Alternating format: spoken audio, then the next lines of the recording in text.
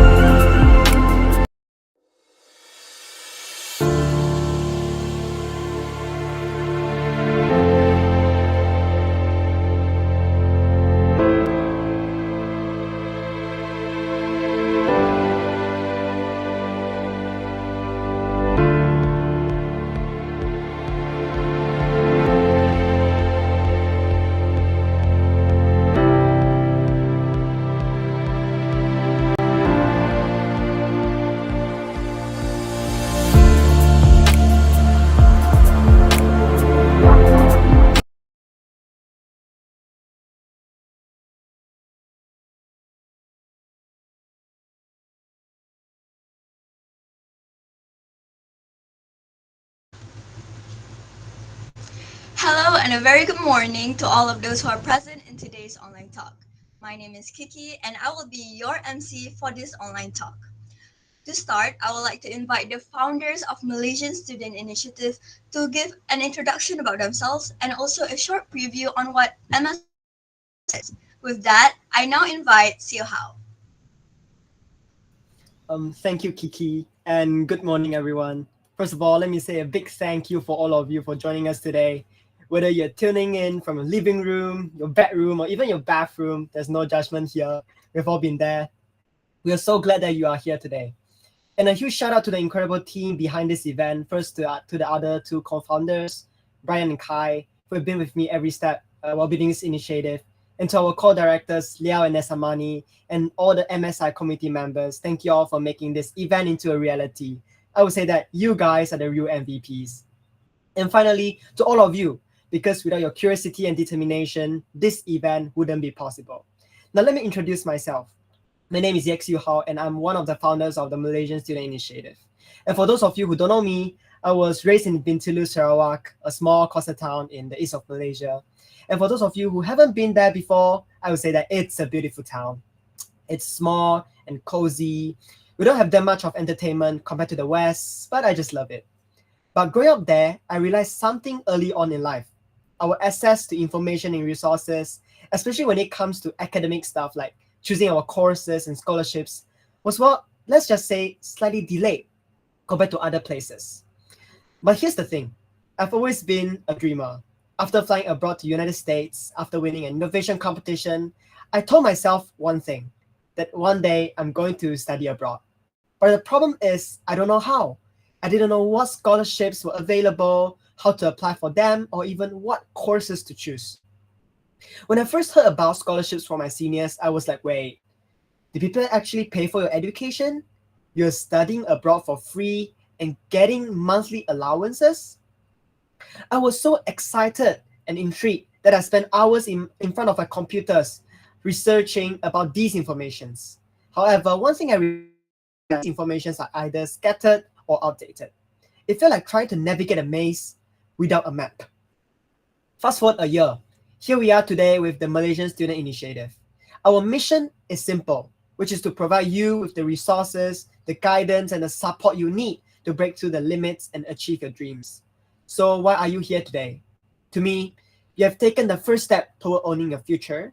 You have decided to invest in yourself, and that's something to be proud of. Today, we've brought together some of the best speakers and resources to help you on this journey, whether you're dreaming on studying abroad, landing a scholarship, or simply figuring out what's your next step. This talk is for you. Thank you once again for being here, and I wish you all the best in your applications and beyond. Let's make it happen, and I wish to see all of you in the future. Thank you. Okay, so hello and good morning, everyone. I'm Brian Wu, one of the founders of Malaysian Student Initiative. And first of all, thanks all for joining. And I truly hope this session will inspire you, answer some of your questions, and perhaps spark new dreams. Today, I encourage all of you to make the most of this session, whether you can ask questions, take notes, and gain as much insight as you can about the what to do after SPM and the different educational pathways available. And lastly, thanks again and hope you enjoy. So I will pass it to Kai.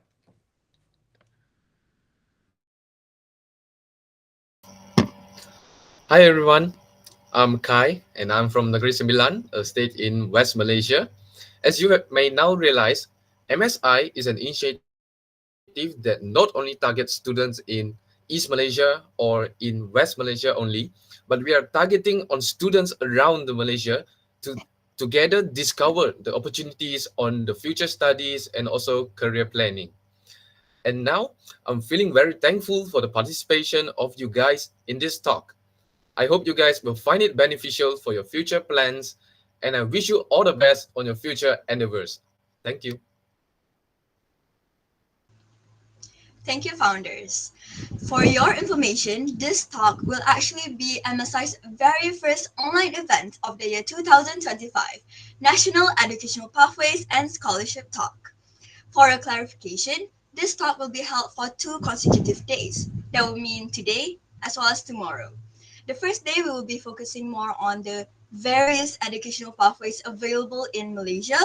Meanwhile, on the second day, we will focusing more on scholarships and what are the preparations you can take to make your dream scholarship a reality.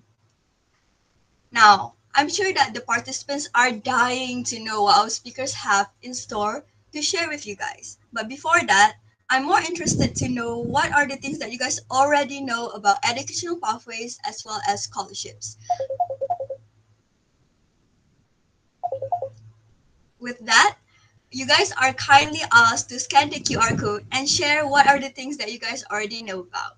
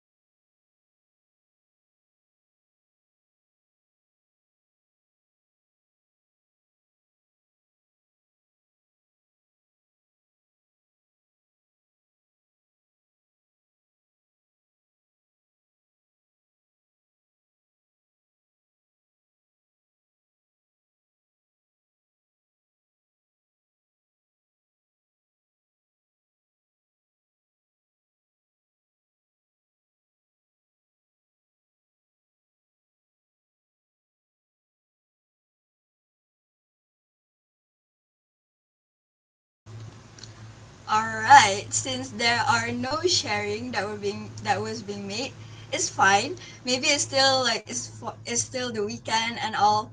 Don't worry, since there will be a lot of interesting things that we will bring to you today. I'm sure you guys will have a number of questions. Hence, there will be a Slido link that will be provided not only in the Google Meet chat as well as the Telegram chat. So if you guys have any questions along this online talk today, feel free to drop them. With that, to avoid wasting time, I would like to pass on to the first speakers for our first section, who will delve deep into what should we actually do now that we are done with our SPM. With that, I now invite Jordan and Rishika. Hi everyone. First of all, thank you very much, Kiki. My name is Rishika, And my name is Jordan. and today we'll be talking on what you guys could do after you have just finished your SPM. First of all, a big thank you to MSI for giving us the opportunity to be one of the speakers for today. And huge congratulations to my batch O7 juniors for finishing your SPM. It's a huge milestone, and all the very best for your SPM results as well. All right, without further ado, we'll start off first with a brief introduction on ourselves first. So Jordan Lee, he is aspiring to become a future civil engineer. He is currently studying A-levels at College Yayasan UEM. He is an alumnus of SMJK Catholic PJ, and he graduated his high school with flying colors. He scored straight A's with 6 A+ in SPM. And at the same time, he also took up IGCSEs and scored 9 A's with 7 A stars. We have here our other speaker, Rishika. She is a Shell Scholar, which is one of the hardest scholarships to get. Props to her, Rishika. She's aspiring data scientist studying A-levels in College Yayasan UEM. She's an alumna of SMK Putri Seremban. Maybe her juniors are here. Say hi to Rishika. And of course, she graduated with flying colors indeed, with 10 straight A+ in her SPM. She's also actually a JPA PPN scholar, but she rejected them for Shell. Okay, we'll delve in our slides now. All right, so without wasting much time, we'll start off with our first tip of the day, which is to do self-reflection. So you might be wondering why self-reflection now, right? Basically, it's the perfect timing for you to reflect on your 5-year journey of high school, right? All throughout your academic years, you must have faced multiple setbacks, multiple challenges. But through those challenges, how did you bounce back stronger? What are the lessons that you learned? Definitely note them down and do self reflection. It is definitely going to give you an advantage throughout your interview process, whether it is you're applying for scholarships or even writing essays. And secondly, it is the perfect time for you to process and plan your next big steps, right? You must have dreams of wanting to attend that dream university or achieving that dream scholarship, right? But in order for you to achieve such ambitious goals, you need to take up the right steps and the right mindset. And I believe that this gap period is the best time for you to do self reflection. And thirdly, it is also the very foundation for your future university and scholarship applications. Because if you were to apply for scholarships, you have to attend interviews, right? And throughout these interviews, the interviewers will be asking questions gauging into your personal experiences and what you learned from them. And by doing self reflection, you will be able to clearly articulate your thoughts and show them that you are the best fit for their scholarship. All right, moving on. So let's talk about the power of self discovery, right? You might be wondering, how am I going to do self reflection?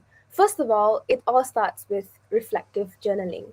It essentially helps you to understand your academic journey, to discover your true passion, and to learn from challenges, right? There are key questions that you can ask yourselves when you do your self reflection.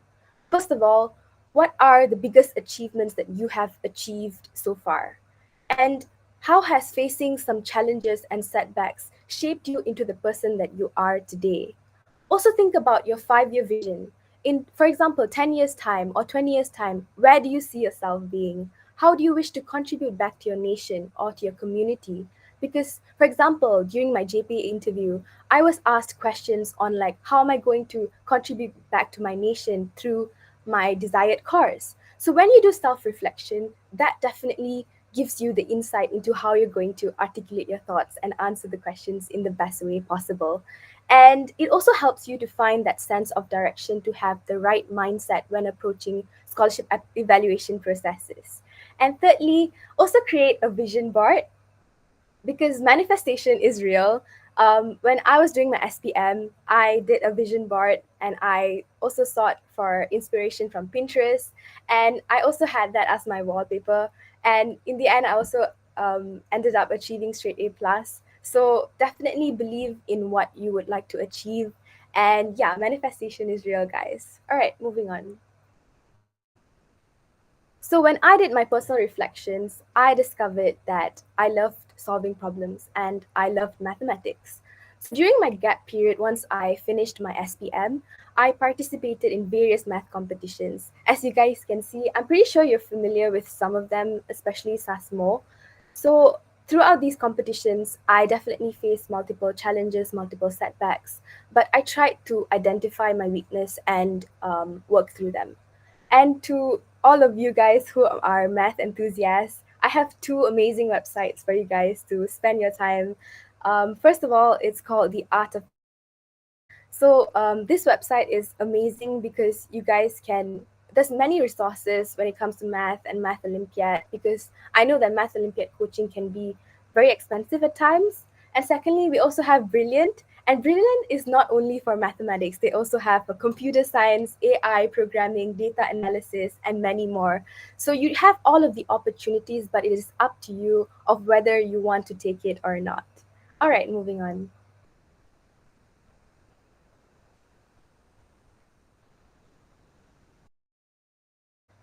Next slide, please. Thank you. All right, moving on.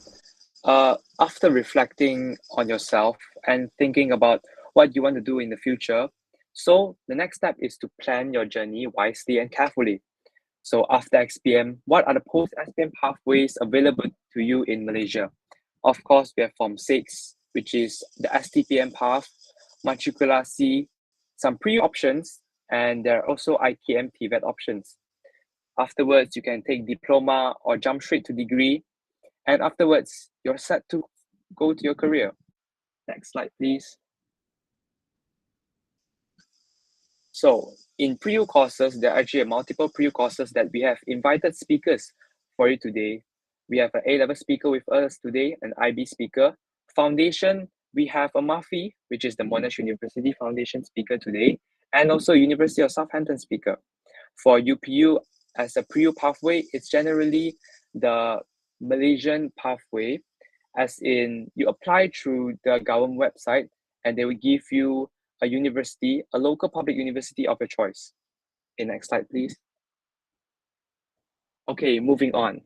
You also need to reflect on the courses that interest you, such as Rishika.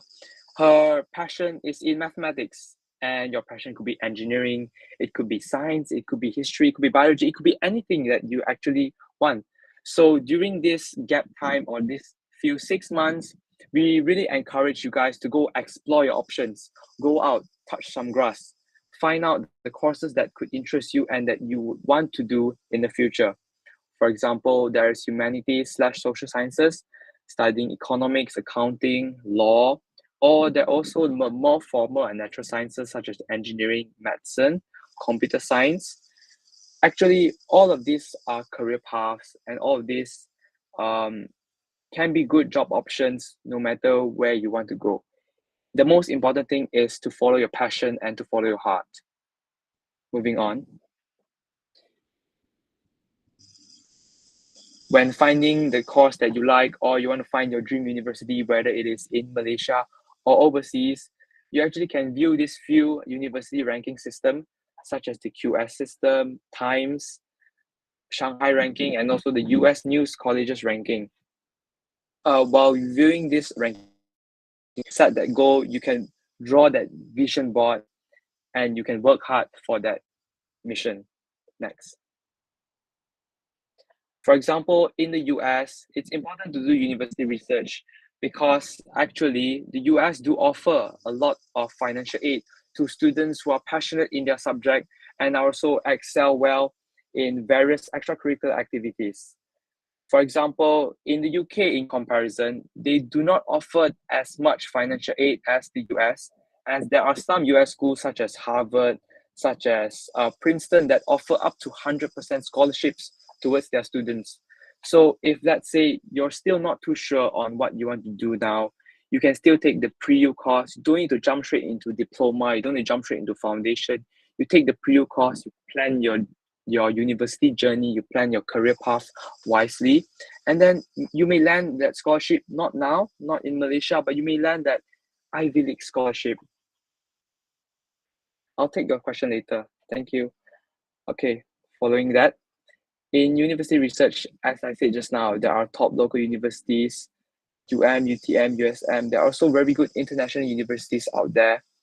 For UK, there are the Russell Group, the Ivy League in US, the Group of 8 in Australian universities, and also many more. In local universities, there are, of course, plenty good private universities as well. Sunway offers a fantastic accounting course. Nottingham, Southampton, they are good engineering schools. And also such as IMU is a very good medicine school.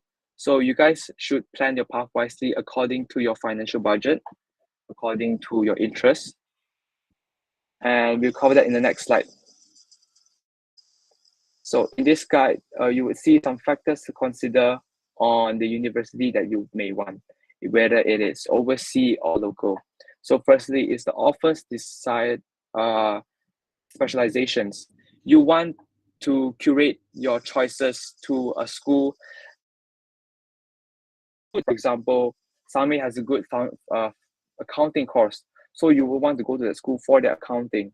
You wouldn't want to go to a school in, let's say, engineering school for business because you think that school is famous, but actually their business course is not that good.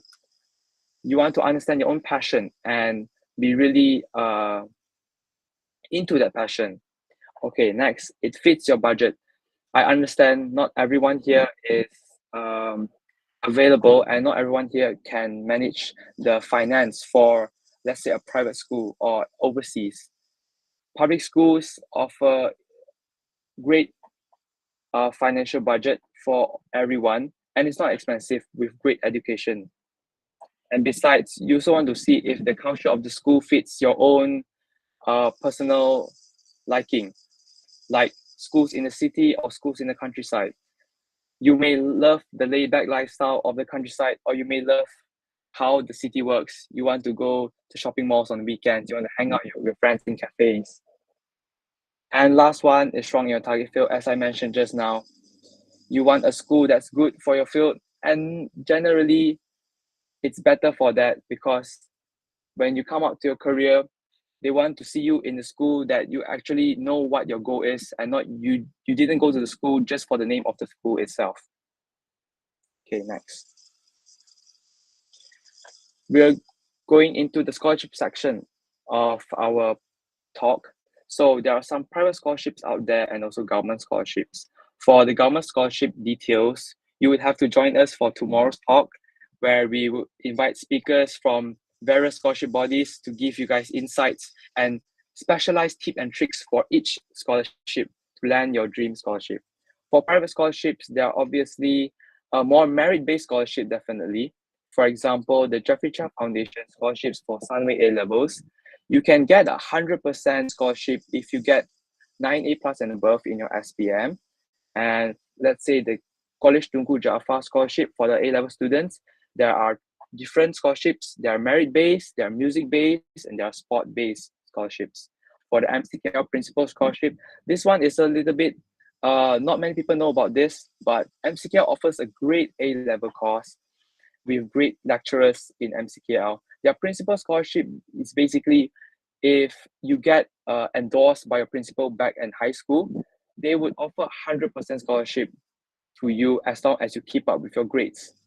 Other than the mentioned schools here, there are of course other private scholarships out there from various private schools in Malaysia, so that you can research on these scholarships and plan your financial budgeting to know that it meets with your budget. Yep, next. All right, moving on. So I guess this slide is a very ambitious one because it's the very average dream of every Malaysian student of wanting to achieve a scholarship, right? And there are many scholarship bodies that offer generous rewards. First of all, we have Petronas, we have Shell, Yayasan Khazanah, Bank Negara, YTP Mara, Telecom, Yayasan UEM, PNB, TNB, FGV, JPA, Sarawak Energy, Yayasan Daya Diri, and there are many more. We just couldn't fit everything into one slide. All right, moving on. So when you do your research on each scholarships, right, there are three key aspects that you have to pay attention to before you attend your interview or even apply at all. First of all, you have to understand the company's vision and mission, right? You have to study their purpose and their goals. Personally, for me, before my Shell interview, I studied their annual report. And that really helped me to understand Shell's business operations and how I was able to contribute to their future initiatives as well. All right, moving on is the innovation and development, especially with artificial intelligence currently taking over every part or every aspect. You have to understand how it really helps to how basically companies are integrating artificial intelligence into their initiatives, basically research on their recent technological advances, also research on their focus on future projects and also initiatives. So for example, Shell also has this initiative called Net Zero Carbon Emission by 2050. So yeah, definitely research on these initiatives that these companies are taking up and show to them that you are the best fit for their scholarship. Moving on is on sustainability and corporate social responsibility, which stands for CSR. And that basically this is a measure of how a company is impacting its community and also the environment. So definitely do your research. It will be tangible in the long run. All right, moving on.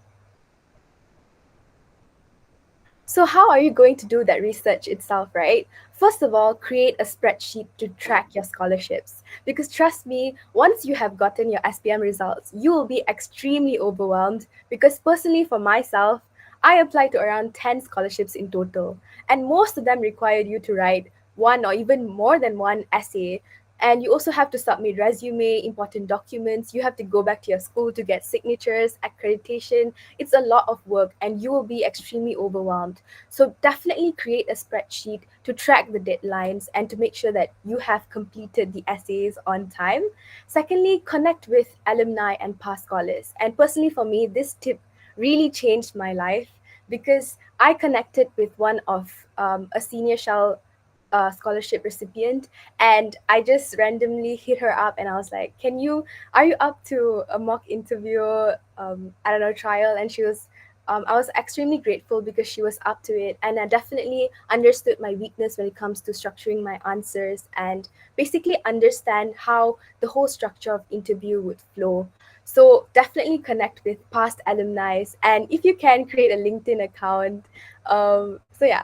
And thirdly, attend educational talks. And big congrats to all of you for attending today. That shows your passion and your interest. And yeah, moving on. All right, next we'll be talking about community service and volunteering. So there are many nonprofits in Malaysia that you guys could join and really contribute back to the society. And there is Charisma Movement, Mercy Malaysia, Tutors in Action, Youth, Project ID, TFM, United Nations. There are many more. And once you have become scholars, right, definitely come back and contribute to MSI as well. Moving on. To those of you whom are passionate about environment and wanting to contribute to environmental sustainability initiatives, right? We have this website for you that sort of gives you a map of all of the nonprofits that are in Malaysia focused on environmental sustainability initiatives. So definitely check this website out. All right, moving on. All right, so why should you volunteer? In my personal experience, I didn't really start to volunteer until after SPM when we had that free 6 months gap time. It really wasn't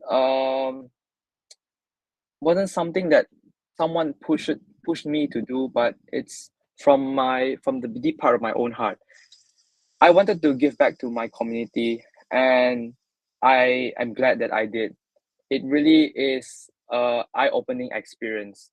It is not just a networking opportunity with my like-minded, passionate individuals. It definitely helps you grow, and you can learn some soft skills, such as how to teach little kids, how to communicate with them, although you have that language barrier, and you can definitely make a real difference in people's life. That's why in College Yayasan UEM, me and my friends, we actually started a project called Project Jom Hands On. You have the Instagram handle here, and you can give us a follow and track our activities from there. We actually teach high school kids, primary school kids, STEM-based activities and STEM-based experiments to cultivate their passion towards STEM. And we hope that through our experiments and our projects that we can do with them hands-on, they can have that spark, they can find that passion, and from that, they would be able to continue follow that passion so that they would stay on the path of education. And that's why you should volunteer. And since now you have so much free time, you should definitely give it a try. You never know what you like. Maybe it's sustainability, maybe it's education. So give volunteering a try. Next slide. All right, to all of you guys whom are passionate about mathematics, we have the best opportunity for you. So we have just started this initiative called Girls in Numbers, which is aimed to help young girls to excel in advanced level mathematics. So to those of you guys who love solving math problems together, this is the opportunity for you.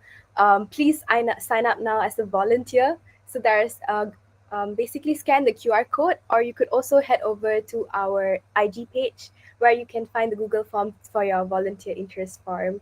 And basically, we will be organizing AUSMAT's webinar, and you will be solving problems, basically high order thinking skills questions together with your juniors. So it'll be very fun and a perfect addition to your resume. And what are the other things you can do after SPM? After learning about the stuff that we mentioned in our slides in front, you go throughout this 5-year journey in high school, you self-reflect, you learn about the activities, you learn about the challenges you have overcome, and now you have all that free time. You want to explore the world, and please do explore the world.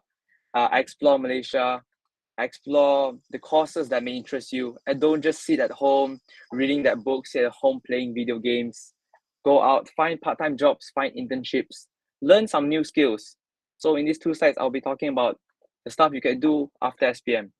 Part-time jobs are generally what most SPM students would do to earn some quick cash. Generally in Malaysia, the hourly wage is about 8 ringgit, but in city areas such as Petaling Jaya, Kuala Lumpur, Georgetown, JB, you can expect around 10 to 15 per hour, and also chance to develop soft skills as well. My personal experience in part-time jobs was I was working as a food promoter, and in that food promoting job, I actually sold maybe 10 packets of curry paste every day. But your sales is not important. The important thing is the soft skills you learn. You learn to communicate with strangers. You learn to step out of your comfort zone. You need to approach people initiatively, and you can't wait for people to come to you. And maybe you want to interested in learning latte art. You want to be a barista. That additional art or that additional skill you get maybe can bring you a long way. Maybe in the future you will open your own cafe. You never know. So just go out of your house and try everything you can during your gap time, because this, if not, is the best time for you to do it. And other than that, internships can definitely be hard to get, but can prove as a great learning opportunity to many people that many university love. And the scholarship admission officers also love them as well, because it shows your initiative, it shows your passion. Try to find any connections you have. Maybe it's your uncle working as a mechanic. Maybe you can learn the skills as a mechanic. You can intern as a research assistant in a university, lab assistant, shadowing partner, and etc. So these internships are more like long term, maybe it's 1 month to 3 months. For the pre-med students, if you're interested in the medical field, dentistry, you want to be a surgeon, I would really highly encourage this path, which is shadowing, because you can experience your life as a doctor. For example, I had a friend who was really interested in politics. That's why he went and applied to shadow a politician. And after that 2 months shadowing journey, he realized, hey, I'm actually not that interested in politics anymore, and he's now studying economics. So that's why, guys, that's why you need to step out of your house, step out of your comfort zone, and just try all the new things that you think, and it's always been in the back of your mind. But then now is the time to go and try it. Generally, post-SPM interns get non-paid internships, as it is all for the experience gain. It doesn't need to be your course, but just something you're really curious in learning about. Okay, following that, next slide.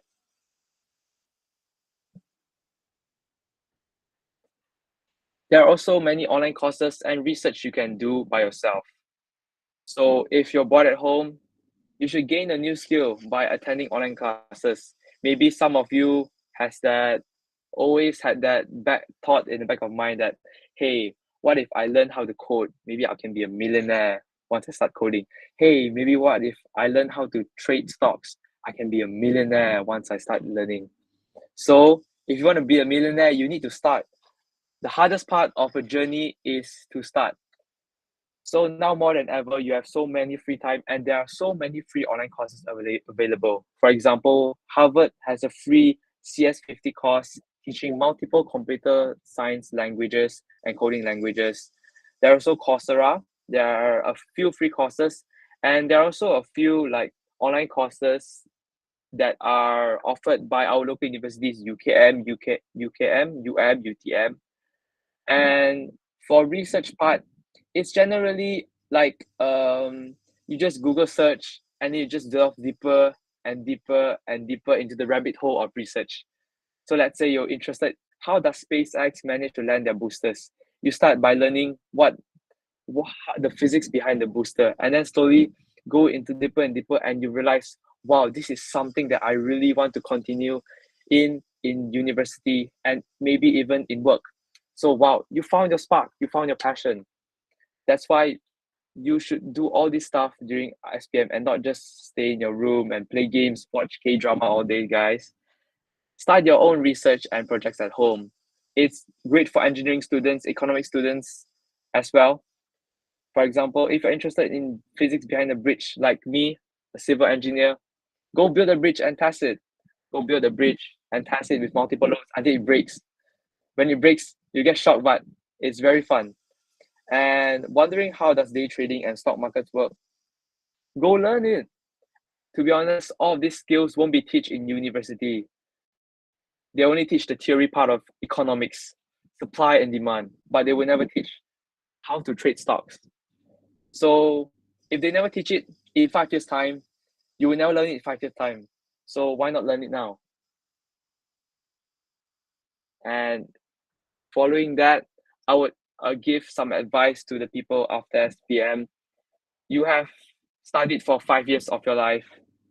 Maybe give yourself a break, a pat in the back, a break for maybe 1 month. But then after that 1 month break, be sure to go out and explore your own visions and explore the world outside to understand yourself better and to guide yourself towards the path that you've always dreamed of. Maybe it's local, maybe it's university, it doesn't matter. But you know you're on the right path and you know you love what you're doing. And you won't regret it in 10 years, in 20 years. You won't regret it, trust me. Because, you know, if you would start this whole thing again and you've done all you had, then that's what it matters. Okay, next slide.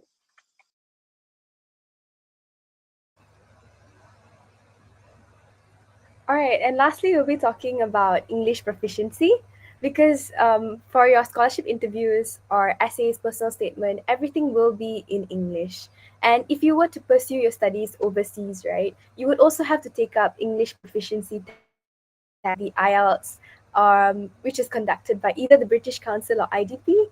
And basically, you need to be able to articulate your thoughts well during your interview, and you definitely need to be proficient in your English for that. And yeah, I guess that is all from us today. We hope that you guys learned valuable lessons, and we hope that these insights, you guys will be able to incorporate them into your daily life and especially spend your gap time as wisely as possible. And trust me, all your hard work will pay off at the very end, and all the very best for your SPM results as well. So yeah, that is all from us. Thank you. All the best, everyone, All the for best. your SPM results. And the best advice we can give you is not one day, but day one. Thank you. Thank you to both Jordan and Rishka. So that sharing was actually very informative. So just as a reminder, it will be very helpful for you guys to actually take notes as our speakers do their sharing session. And actually, I want to move us back to our Mentimeter slide because there were quite a lot of responses from you guys.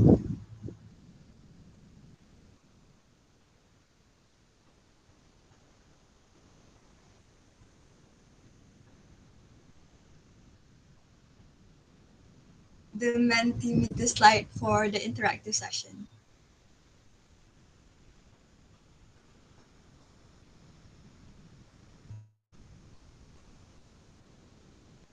Oh wow, okay. There's like study life. Some said boring, very interesting choice of word, and some said competitive. I do agree with that. And stressful. Okay.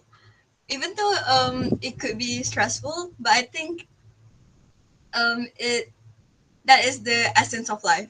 There's good stress and bad stress essentially.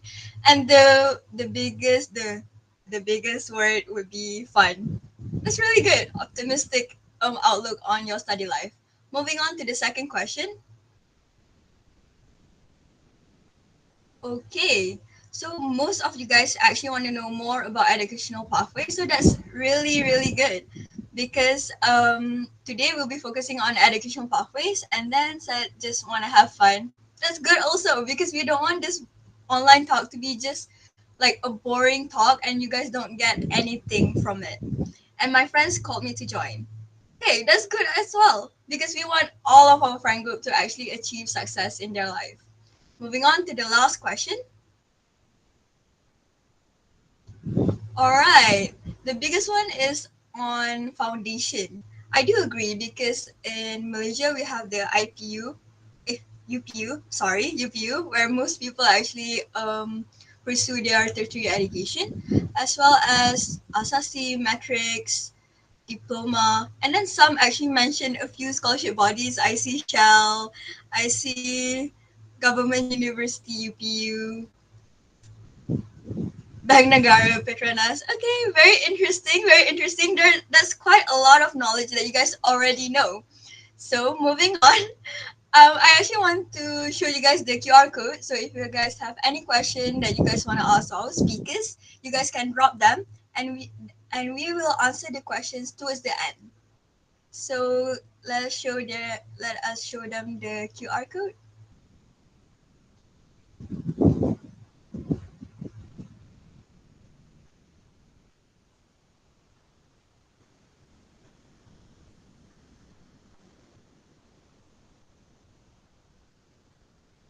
The QR code to ask questions.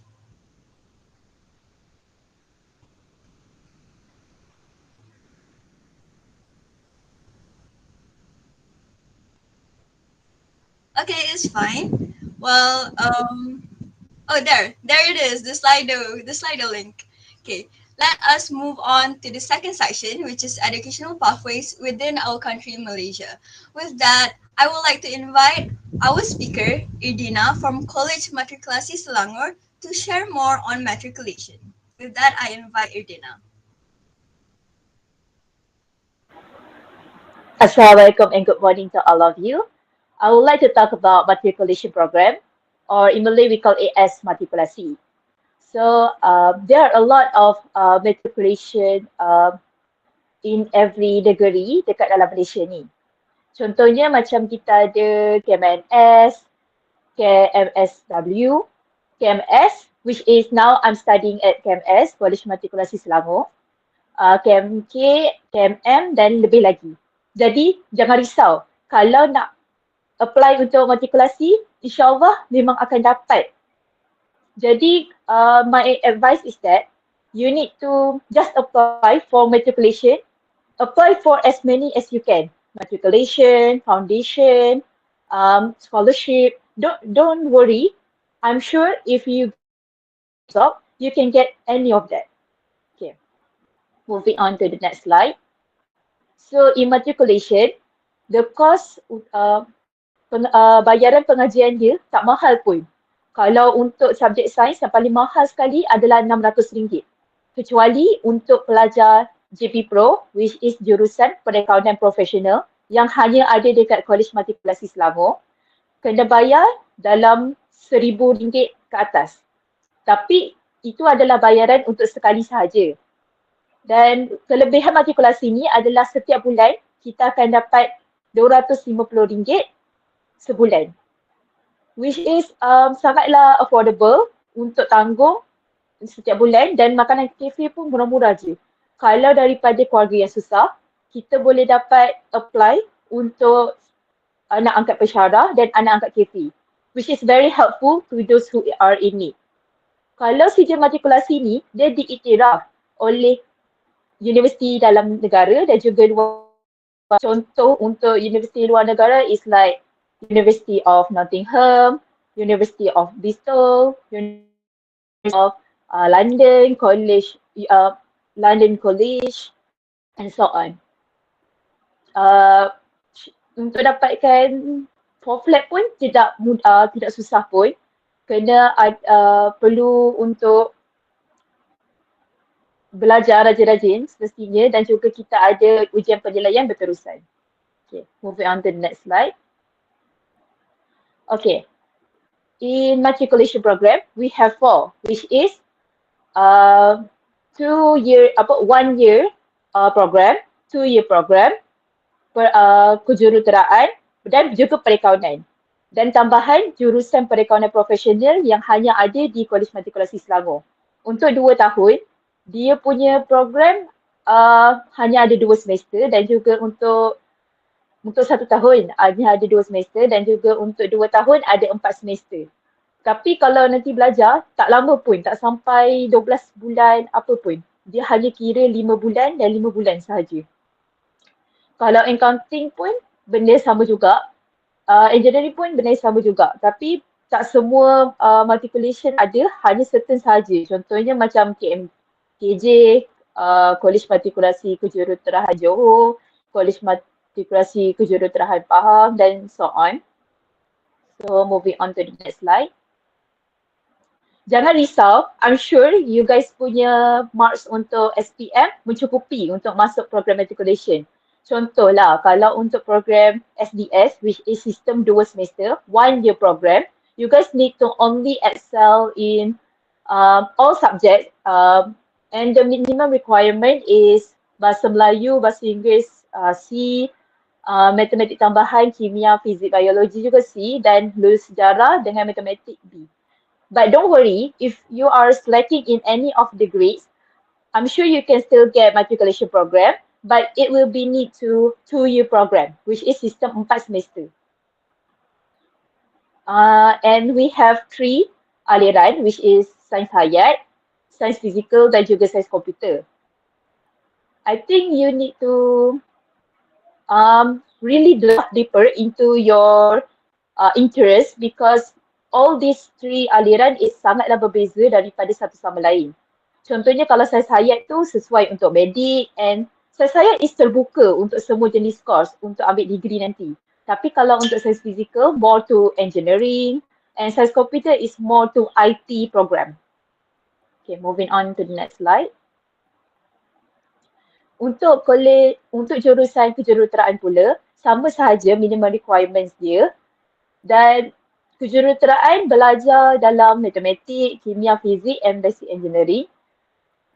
Itu untuk kejuruteraan asas. Kalau kejuruteraan awam ada matematik, kimia, fizik dan kejuruteraan awam. Sama juga macam elektrik dan elektronik, kita ada kejuruteraan elektrik dan elektronik. Kalau kejuruteraan mechanical, ada kejuruteraan mechanical. This is for engineer if you are interested in engineering. Yeah. So moving on to the next slide. Untuk jurusan perakaunan and jurusan perakaunan profesional, the minimum requirement is very easy. You just need to get C and then I'm sure you can pass masuk matrix. But I'm sure you guys still want to achieve higher, right? I'm really sure that your SPM results are getting straight A's or something, insyaAllah, amin. And kalau jurusan perakaunan profesional ni lain sikit sebab dia ada program ACCA. It is preparation for the students to get degree ACCA nanti, which is straight A in semua tapi bahasa Melayu dia punya kelonggaran adalah C dan juga lulus sejarah. Okay. In jurusan perakaunan profesional, we have like mathematics, perakaunan kewangan, pengurusan perakaunan dan accountant in business. Okay, moving on to the next slide. As KMS student, tahun ni sahaja ada dalam 900 orang dapat 4 flat, all 4 flat. For JP Pro student, everyone is getting 4 flat and yeah, they are excellent in their studies. Ni adalah contoh kalau korang dapat 4 flat juga. Okay, moving on.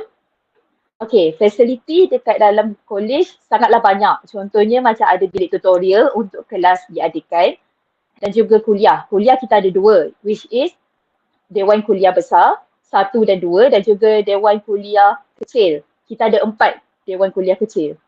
Sangatlah selesa untuk belajar dan jangan risau, kuliah ni duduk depan ke, duduk belakang ke, memang akan dengar dan memang akan boleh fokus. Okay. Moving on to the next slide. Fasiliti yang lain kita ada surau yang boleh memuatkan 2,000 pelajar lebih. Memang terbukti kalau dekat KMS pun macam ni juga. Kalau bangunan Aspuri dengan Aspura, dalam satu bilik, kita akan duduk 4 orang. Dan bilik ni sangatlah besar, memang selesa sangat. Dan kita ada banyak tingkat, setiap tingkat ada tandas dekat setiap penjuru dan disediakan macam-macam fasiliti macam peti ais, oven, dan so on. Okay, moving on to the next slide. Okay, jadi kalau kita nak belajar, I'm sure some of you are stressed in your studies, right? For example, I'm also sama juga rasa kalau belajar kena balance antara belajar and entertainment. Jadi dekat dalam matrikulasi ni, kita memang balancekan hidup kita dengan entertainment juga. Contohnya kalau nak dapatkan markah koko 10%, sangatlah senang, just masuk kelas koko tanpa absent and juga kena masuk projek akhir. Projek akhir ni perlukan lecturer punya requirements, which is kalau lecturer tu kata kalau buat certain something akan dapat markah koko tu 10%. It's very easy actually. Just need to attend the programs, the activities and so on. Contohnya dalam kelas koko kita belajar macam mana nak camping, macam mana nak CPR, bantuan diri dalam kecemasan, and we can get to play frisbee, futsal and bola tampar, bola jaring and so on. Memang semua sukan dapat main. Okay, moving on to the next slide. Okay, benda yang paling best dekat matrikulasi ni sebenarnya memanglah belajar kan, tapi at the same time kita ada projek koko. Projek koko ni memang ada banyak sangat. Some of the projek koko yang pernah dijalankan dekat KMS contohnya macam prom night, bubble run, explorers, movie night, and we have a lot of concert and kita memang sambut 3 perayaan.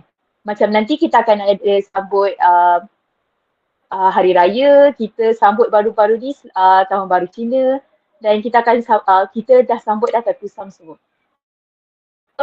Jangan risau, kehidupan kat Matrix walaupun dia adalah fast pace tapi dia menyeronokkan.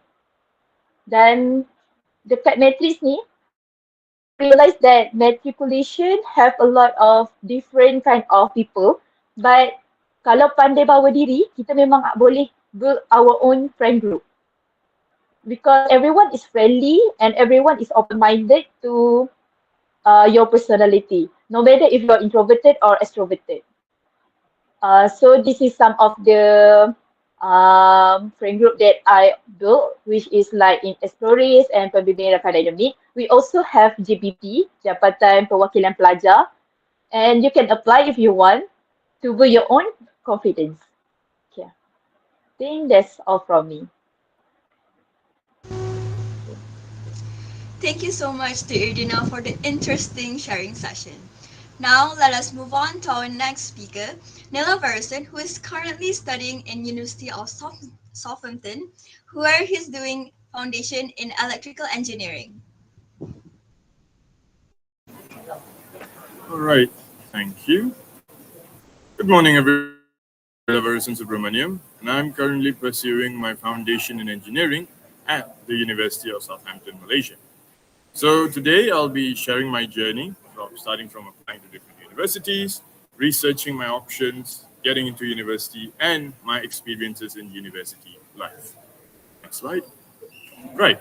So like many students, once SPM was over, I had a couple of months break, and the first thing that came up to my mind was, what should I do and which institutions should I apply for? So the first thing I did is I applied for matriculation, which I got rejected. Second, I applied for UPU and I was offered Diploma in Electrics and Electronics module at University Technology Malacca. And while I was applying for both of these things, I was also doing heavy research on what are the other potential universities that I can keep in my options. And finally, I applied for University of Southampton, Malaysia, whereby I received the offer letter and partial scholarship as well. Next slide. So while I was doing research and before committing to any university, I wanted to be 100% sure that I was making the right decision. So I did a couple of things, and to list them out, the first thing I did was I was comparing multiple universities and their courses, whereby what are the type of courses that they provide, whether they are offering specific specializations or no, and these kind of stuff. Secondly, I checked the subject structures and entry requirements.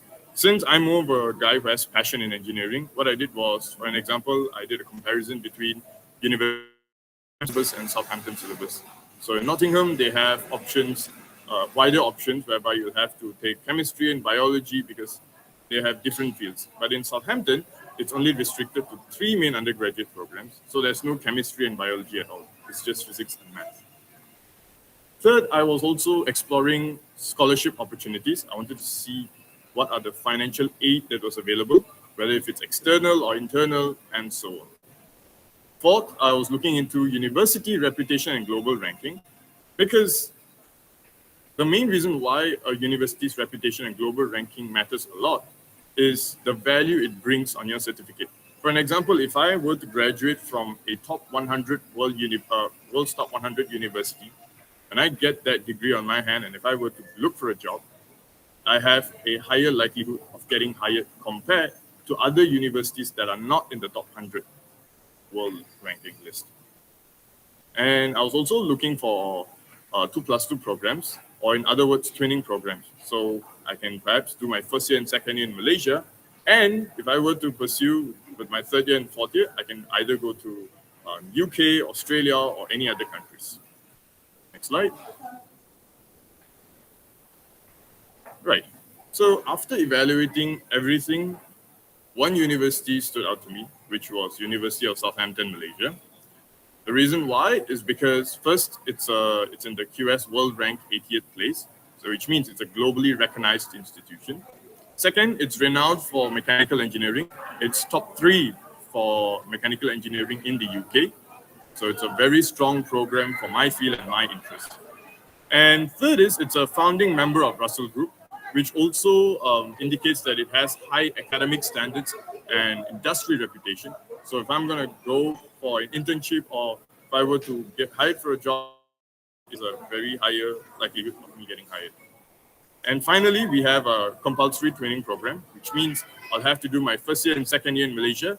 And when it comes to, I will have to move to UK to finish my degree and my master's as well. And bonus point, the campus is really, really close to my home, so I don't really have to, go for a hostel or all this unnecessary stuff. So that was a really ideal thing for me to decide that this was the right choice. Next slide. So when it came to university life and experience, stepping into university was a very huge transition from secondary school. Because unlike in secondary school, where teachers guided us step by step until you finish your SPM, in university, it's all about independence. In starting off with independent learning, whereby lecturers don't spoon feed you, they don't really care whether if you attend the class or not. It's all like self-discipline. They don't constantly check on you whether you're sending your assignments or whether you're doing a revision or whether you are keeping up with their tutorial sessions. No, everything is on you. And people, unless if you get really, really low marks, people will not really bother on how exactly are you coping up with life. Second is a diverse student community, because in an international university, meeting people from different backgrounds and cultures is something new, because in secondary school, I came from an all-boys school, so we only meet people from different races, Chinese, Indians, and Malays. But when I came to university, I'm seeing people from different nationals, such as China, Russia, Mongolia, Nigeria, and so many other countries. So this was something that was very new to me. Third is academic challenges. As I said, we're going to manage with lectures, assignments, projects. The timetable is going to be very hectic, and you have to be very good at time management. And fourth, we have clubs and societies. So apart from curricular activities, we also have co-curricular activities, whereby you can join academic-based clubs such as our Institute of Mechanical Engineering, or Institution of Electrics and Electronics Engineering, or you can also focus on sports space clubs such as volleyball, football, badminton. We even have a frisbee club. So it's pretty fun, you know. Apart from studies, you can also take part in these kind of stuff. And as I said, time management is super crucial because you're all on your own. People are not going to be there to check on you. They're not going to constantly remind you that you got to do your revision. You can't, you know, stay up all night playing Mobile Legends or, you know, games and so on. So you have to keep up with that self-discipline. That is the key to making sure time management works out for you. And finally, health matters. No matter how much you do, you have to understand that taking care of both your mental and physical well-being should be at the top of your priority list. Because if you're going to be sick, then you're not going to be able to work on your academics or on your co-curricular activities. Next slide. So at first, it felt super overwhelming. I think it's the wrong slide. Next one. Right. So first, it felt very overwhelming, but over the period of time, I learned to adapt and how to manage things.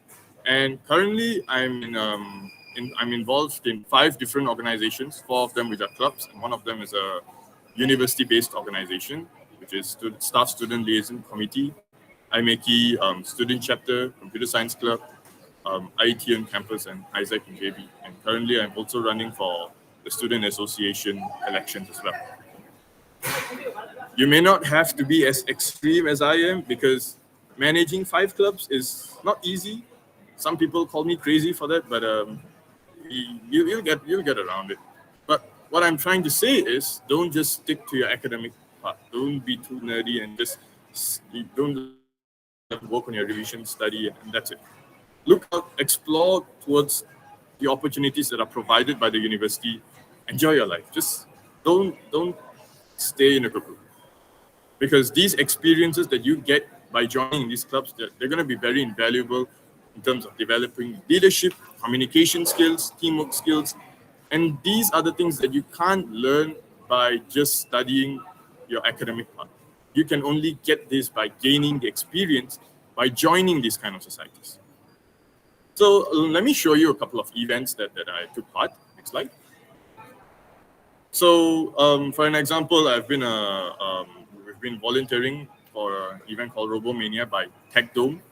So this is more of a CSR event whereby we invite primary school students to come and, it's more of like a football, but with robots.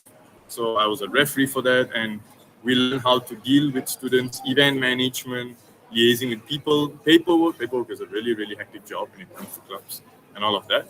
And then I also recently took part in Southeast Asian Speak Up for Engineering. So this one is more towards not a club event, but this is more of an international competition. So I won in my university, and then I won in the national level, and I represented Malaysia to the Southeast Asian region, which was at Indonesia. Flight tickets, food, accommodation, everything was sponsored. So although I didn't win, but what I would say that by joining these kind of events and competitions, it gives you the opportunity to connect and network with a lot of people. So when I went to Indonesia, I got to meet a lot of people in Indonesia. For an example, I went to Sampurna University. So I spoke with the IMECI student club over there, and currently we are working on a project that we were awarded $5,000 grant for, which we will start commercializing sooner or later. So these are the opportunities, these are the benefits that you get by joining events and activities in your university. Next slide. Speaking of learning environment in my universities, one thing that I truly appreciate about Southampton is the supportive learning environment, because it has a very fully equipped library. It's the perfect area for you to, sit down. You want to study quietly, you want to do your research, that's the place you want to go to. We also have computer labs with the latest software. For engineers, you're going to need very sophisticated softwares like CAD. Sometimes you may need Adobe and all these kind of paid softwares. And the best part is they are already pre-installed in our computer lab, and it's free to use. You don't have to pay at all. We also have lecture halls that are designed for interactive learning. These are the lecture halls. We also have tutorial sessions whereby The tables can be rearranged in a very creative way. For an example, you want to do group discussion, you can go ahead, you can rearrange it in a nice way. We also have common areas for discussions and collaboration. Let's say you want to talk to some external parties. You want to collaborate with, for an example, Sunday University. So you can invite them and you can have a chat over there. And we have a lot more other facilities in our campus as well. But what really makes a difference is the lecturers and the culture that we have. Because in my university, they're not just educators. They're more towards in a mentor-student relationship. Because whether it's about academics, innovation competitions, project grants, or internship, they're always there to guide us as mentors. All you got to do is just drop them an email and they'll be more than happy to help you out. Next slide.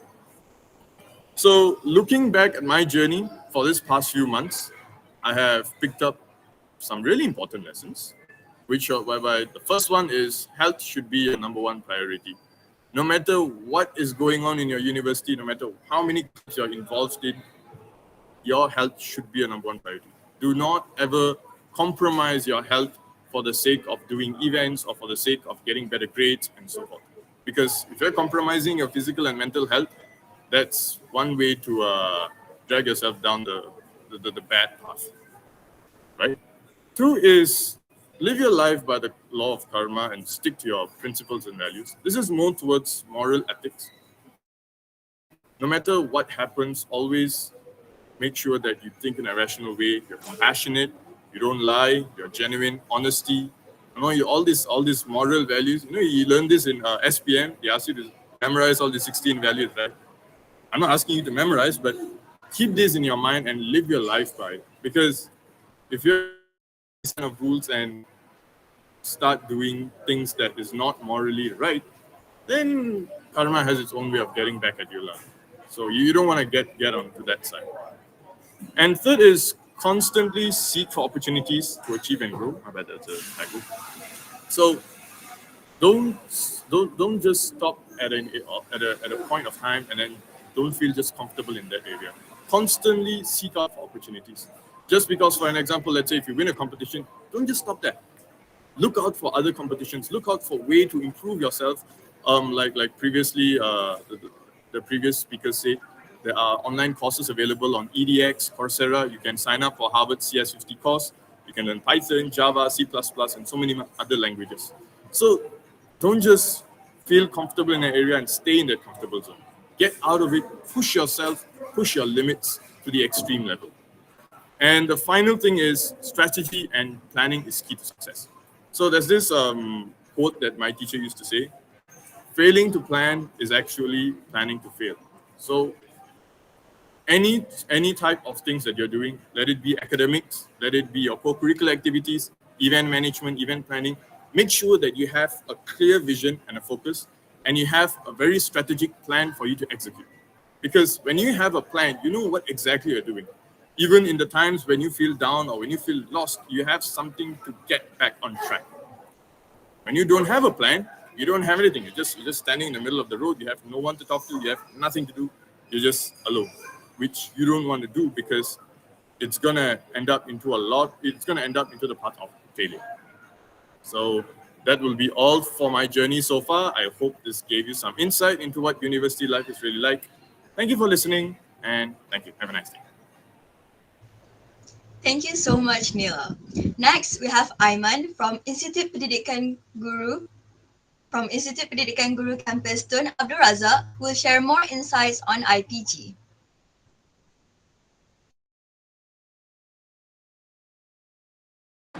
Hello guys. So today I'll be talking regarding IPG. So first and foremost, I would like to say thank you for MSI for giving me the opportunity to give a little talk regarding IPG. So my name is Aiman Hazib bin Saifuniza. I'm currently in my second semester for my first year in IPG. And then I am a training student, so I'm a training teacher for Bahasa Melayu Pendidikan Rendah dengan Kepujian. So bear with my English and I'll talk Malay as well, okay? So what is actually IPG? IPG is the Institut Pendidikan Guru Malaysia, which is the long term, which is a place for us to train to become a future educators through the Bachelor of Teaching, which is Program Ijazah Sarjana Muda Pendidikan, which is this program combine us with theory, practical training, and also leadership that would also help us to become a better educators in the future. So we have 27 campuses around Malaysia, and then we have 8 campuses in Sabah and Sarawak, which is 4 in Sabah and 4 in Sarawak. And then I am currently a student in IPG Kampus Tun Abdul Razak, which is in Samarahan, Sarawak. So let's go on. So what is the minimum requirement for you to entering IPG? So first and foremost, you need to pass your SPM with at least 5 A's in any subject. And you need to get at least minimum credit, which is C for your Bahasa Melayu, English, and also history, which is sejarah. And then the second, you need to age less than 20 years old when you are trying to filling up for the application. There's a link there, which is the http://pismp.moe.gov, etc. And then this application will be open, if I'm not mistaken, on 24th of February. And then you can already fill up the application. This is because IPG, they did not open the application through UPU as well as another Institut Pengajian. But you only need to fill the application in their website. And after that, after you pass the application, you're going to go through to one of the stage, which is EUKCG. EUKCG ni basically macam ujian psychometric, where they will ask you regarding what will you do if you become a teacher, about your mental health dan sebagainya. And then the question itself will be quite tricky when they will ask you the same question in another space or another question board. And then after that, in the exam also, they will ask you regarding your mental health and apa nyara rasa diri awak apabila awak menjadi seorang guru. And then after that, after you pass the EUKCG exam, only you go to the 4th and the 5th stage, which is UKF, which is ujian kecergasan fizikal, di mana awak akan melakukan pelbagai aktiviti untuk menunjukkan kecergasan awak lah, which is fitness test, such as ujian blip, pumping, awak akan squat dan check your BMI, whether it is a normal or not, because there's a few guidelines where they want the future educators to become more fit so that they will tend to be more active in their classes. So after that, only you're going to join for the interview on the same day. So after that, you're going to join interview with like 5 people in one group, which is a mass interview. They will ask you regarding your academics, your extracurriculum, and also after that, they will ask you to do a demonstration, which is you're going to teach in front of the panel, and you also need to provide BBM, which is bahan bantu mengajar. This will help the teachers or the panel itself to know you better. So next, what are the advantages of you pursuing your studies in IPG? So firstly, of course, allowance. For your monthly allowance in IPG is 530 ringgit for PISMP student and 430 ringgit for PPISMP student. PPISMP student is Program Ijazah Sarjana Muda Pendidikan, which is me myself, and I am currently in my PPISMP. And then IPG also, you don't need to apply for any scholarship, and the allowance that you get here, you don't need to pay after you graduated. And this is also another advantages lah, because you're going to get free semester throughout your studies, which is you don't need to pay anything, even a single cent for you to finish your studies in IPG, except for practical, you need to buy stuff and everything. So secondly, which is dorm facilities, this IPG also provide us with hostel accommodation, which is kemudahan hostel, di mana mereka memberikan perkara ini secara percuma, which is free of charge for the duration of the studies. Which is me myself, I'll be studying here from 2024 until 2029. So I'll get free hostel accommodation for my whole studies. And in one room, they will provide 2 person only. So second is the job guarantee. IPG graduate have a higher chance of being absorbed as a teacher in the public sector upon graduation. Ini kerana apabila pelajar-pelajar dicerak masuk daripada IPG pada awal sekali, mereka telah mengambil, dalam 2029, 5,000 guru-guru akan berpencen. Jadi mereka akan mengambil 5,000 pelajar untuk masuk ke IPG. Jadi pelajar-pelajar tersebut akan confirm untuk masuk ke sekolah-sekolah selepas guru-guru itu tersebut pencen. And after that, they also offer us to continue your study, such as master and also PhD. So if you want to apply for your master and PhD in IPG, you're going to get government sponsorship, or you can get the fully paid study leave program, di mana awak akan dibayar secara keseluruhan tanpa perlu membayar sesen pun. Kemudian, after that you're going to get experience before becoming a real teacher. Sebab IPG ini juga they will expose us with practicum. We have 2 practicum phase 1 and practicum phase 2. And also we have PBS, iaitu pembelajaran berasaskan sekolah. Also we have phase 2 and we also have one kita punya practicum yang betul-betul habis. And then this will help us to become, kita lebih mengenali dengan lebih mendalam lah bagaimana kita hendak menjadi guru pada masa hadapan. Dan yang kedua, which is small size class, because almost all IPG in Malaysia, we have maximum in one class is about 40 students, and my class myself, we only have around 25 orang pelajar di dalam satu kelas. Ini dapat membantu kita lah untuk membelajar dengan lebih efektif dan juga dengan lebih berkesan kerana kelompok dalam sesuatu kelas itu lebih kecil. Dan seterusnya iaitu comprehensive learning style, kerana pelajar-pelajar di IPG ini telah ditekankan bukan akibat belajar sahaja, namun daripada pelbagai aspek, sebagai contohnya kepimpinan, cara kita hendak menggunakan Microsoft Word, cara kita gunakan Canva, cara kita nak bercakap depan khalayak ramai dengan lebih teratur dan juga lebih jelas. Dan ini merupakan antara experience yang baru-baru inilah, which is on 19 until 21st of February, until yesterday. Saya telah menjadi seorang guru muda di SK St. Laurent di Sri Aman, which is in Sarawak, where kami diberi pendedahan untuk mengajar murid-murid yang berada dalam keadaan pemulihan, which is they are very low in their academics. So we will teach them regarding ABC, regarding how to spell, and regarding how to talk more confident. So this is one of the experience that we can gain as an IPG student in all Malaysia. So what are the life norms in IPG? So firstly, your class is basically like your school era, if I want to say, because hampir ke semua IPG dekat Malaysia ini, kita memulakan sesi kelas pada pukul 7.30 pagi dan kadang-kadang dia boleh drag until the evening, which is the maximum is around 4:30 o'clock, but they will also provide with selang seli dengan rehat lah. And after that, they will also train you to present. Because we will be having presentation like almost every day, so that saya sebagai pelajar bahasa Melayu sudah tentu saya akan dilatih untuk membentang dalam bahasa Melayu dengan lebih jelas supaya saya lebih yakin untuk mengajar pelajar-pelajar pada masa hadapan. Dan yang ketiga iaitu pointer untuk every semester, kerana dekan, which is dean list for IPG, is 3.75. And ada sesetengah IPG juga, their dean list is actually 3.80.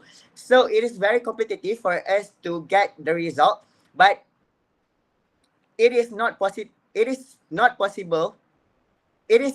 for us to get the marks, because IPG actually quite senang if you are very focused on the classes itself. And IPG juga menyediakan pelbagai program, dan almost ke setiap program ini awak diwajibkan untuk masuk. Namun mereka juga menyediakanlah seperti kita dapat mengisi markah co-curriculum supaya apabila anda graduate nanti, anda akan lebih mudah untuk dicerap masuk kepada sekolah-sekolah apabila anda diposting. Yang ketiga, yang terakhir iaitu campus selection, di mana pelajar-pelajar, we are not actually allowed to choose our own campus, which is what campus are we trying to join. For me myself, I am from Penang, but I got IPG in Sarawak, but that's okay because IPG also help us to give some allowance for us to buy our own ticket. For instance, IPG also provided us like 500 per year for you to buy your flight ticket, and also 400 from Fly Siswa. That will actually help us to ease our burden lah, because actually going from Penang to Sarawak is actually quite expensive. But IPG is very supportive when actually providing transportation for you. So, is it actually fun to study in IPG? For me myself, I think it is very fun. kerana saya merupakan pelajar semester kedua, baru saja masuk, namun terdapat pelbagai aktiviti dah saya menceburi. Sebagai contohnya, saya telah menyertai pertandingan deklamasi lakon, which is we need to act while reciting poem in bahasa Melayu. I also joined pembentangan kapasiti pedagogi bermakna, tons of seminars, and I also joined pertandingan Pesta Pantun Citra Madani. And Alhamdulillah, my team got second runner-up for the entire program itself. So, people keep on asking me, is it actually hard to study in IPG? So for me myself, as long as you focus and you do tons of the activity, tons of the what the lecturer have asked you, of course you can get a good mark. For me myself, my pointer for last semester was 3.80, which is actually quite good because I was really active with my co-curriculum because I joined tons of competition and also program. This also showed me that if you keep on studying, there will nothing be impossible for you. So I think when you study in MPG, you need to realize that you are here to become a teacher, so that you need to have the nyala rasa. I will we say nyala rasa to become a teacher, because we are entering IPG because we already know that our hari sekali kita akan menjadi seorang guru. Ikutlah subjek-subjek. Kemudian IPG ini juga ada, kita bukan hanya akan belajar macam contoh bahasa Melayu, hanya semua bahasa Melayu. Tak, sebagai contohnya kami dekat sini juga untuk setiap semester ada kursus-kursus elektif, iaitu generik ataupun elektif, di mana kami boleh memilih lah. Iaitu sebagai contoh untuk semester lepas kami juga dipelajari pengantar bahasa Melayu komunikasi, penulisan akademik, how we are going to write in our thesis, in our assignment using APA 7 and etc. And we also learn English from here also, although I am a BM student.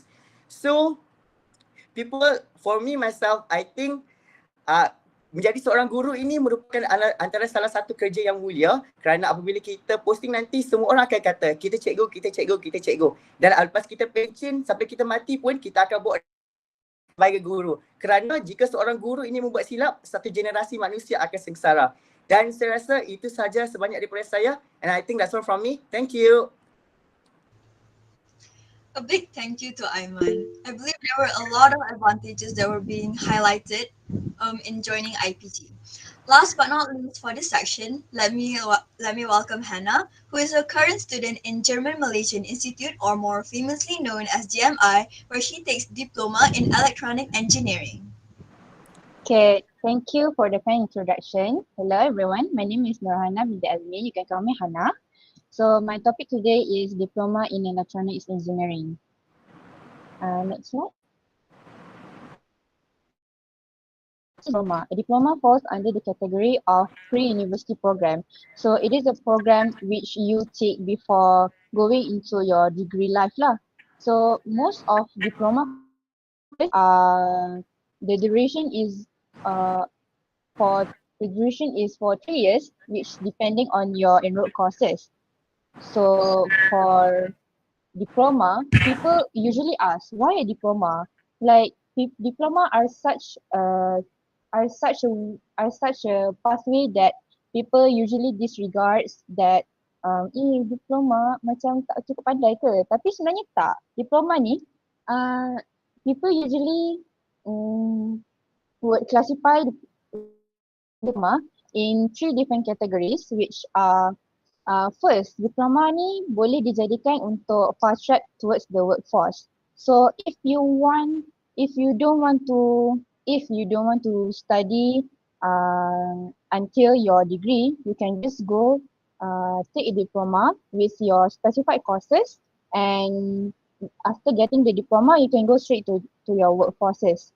Usually people who wants to work in factories or even other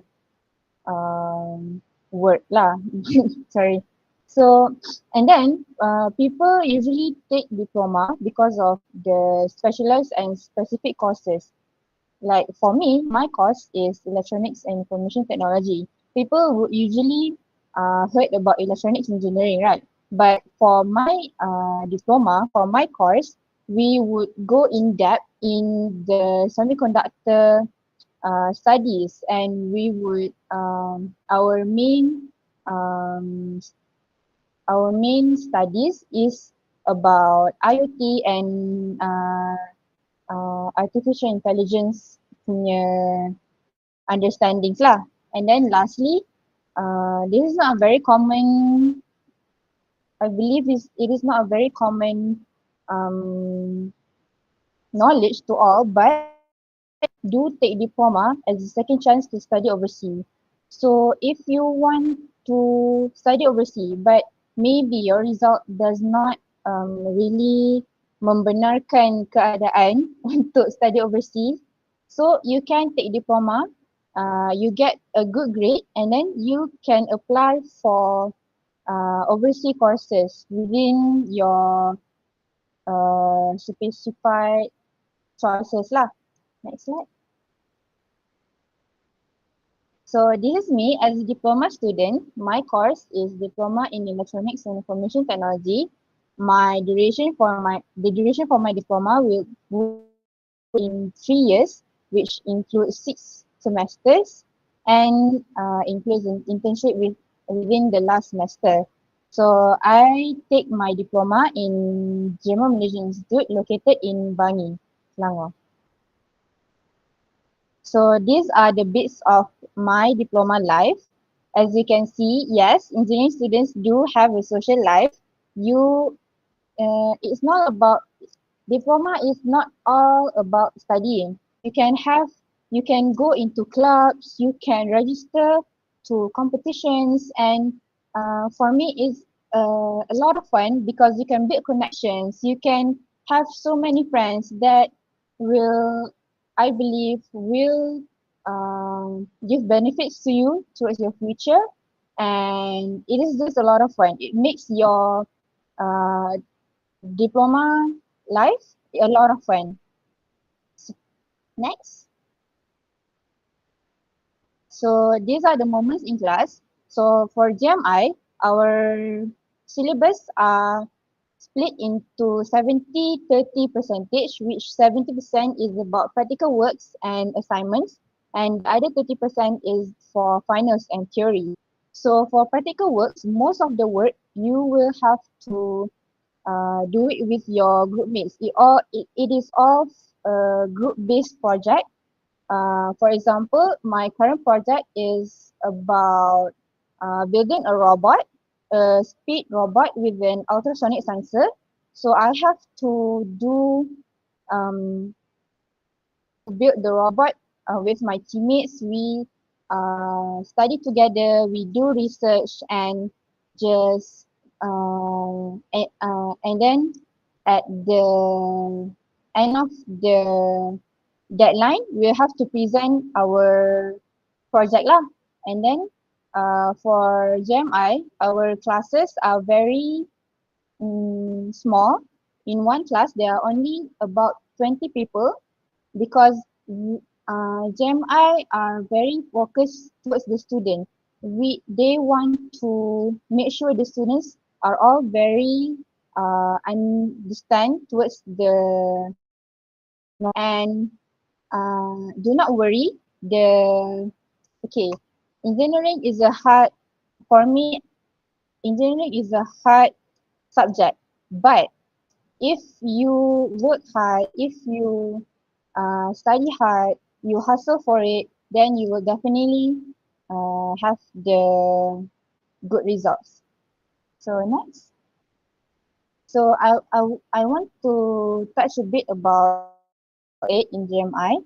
So GMI is a swasta punya university. So because of it, most of the students here akan ambil pinjaman, which is CSP under MARA. It is a pinjaman boleh ubah. This pinjaman usually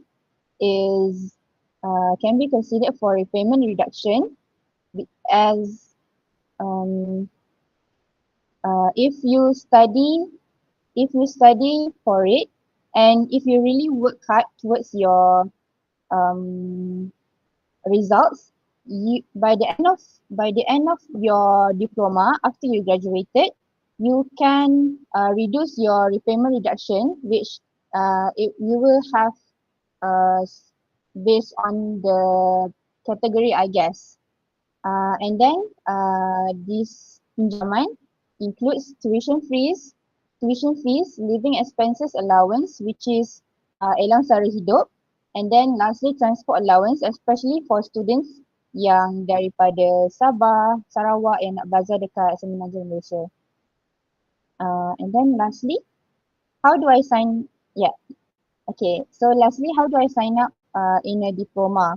So usually, kalau nak enroll in a diploma, you have to go through there are only two options kalau nak masuk diploma. Firstly, UPU, the most famous way. Kalau UPU mostly for universiti awam lah. And then if you want to enroll in like mine, JMI, it is swasta punya university. So you akan kena pergi diorang punya website, diorang punya specified website, and then just go to the registration section and just sign up. And then I would guarantee within 1 to 2 days, you will get the dia akan balas balik you punya application lah. And then they will tell kalau layak ke tak apa semua. And then lastly, before I end, yes, that is all from me. But before I end, I just want to say all the best for your future endeavors. It's okay if you don't have it figured out yet. Just do your research and find your true passion. Most importantly, I just want you to know that it is okay if maybe your result is not what you targeted or what you expected. That can happen to anyone. Just know that there are so many pathways you can go to achieve your dream. Listen to what you want for your future.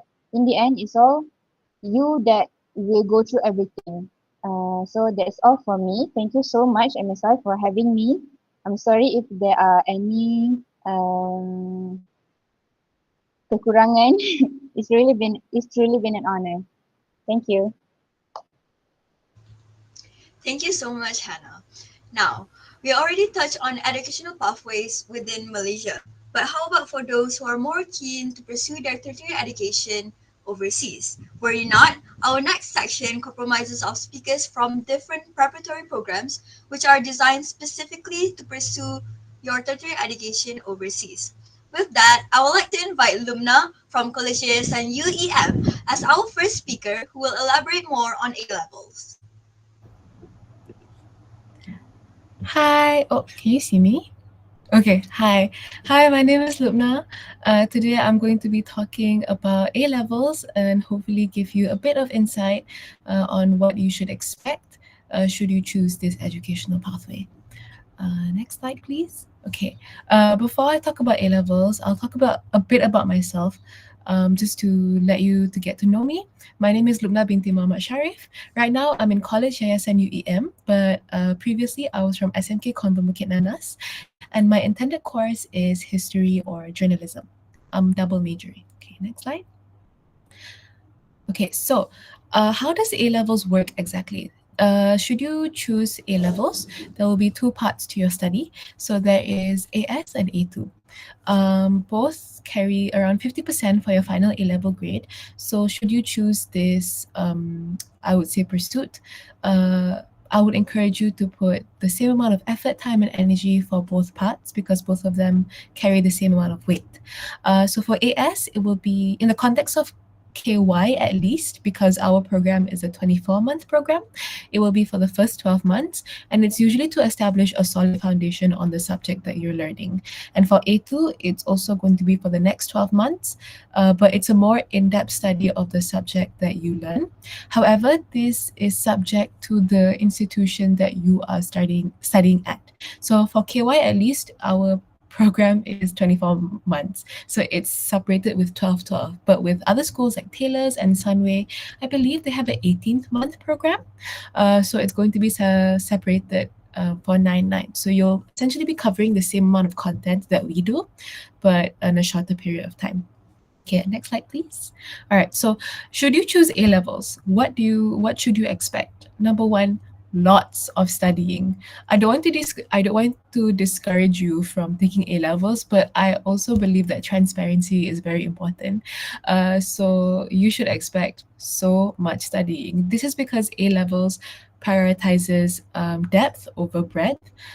So you will have to cover such a large amount of content in a short amount of time. If you take A levels, be prepared for such a high jump from what you're previously used to, because the syllabus is not the same as SPM and IGCSEs at all. For example, like in history or for SPM students, I took SPM.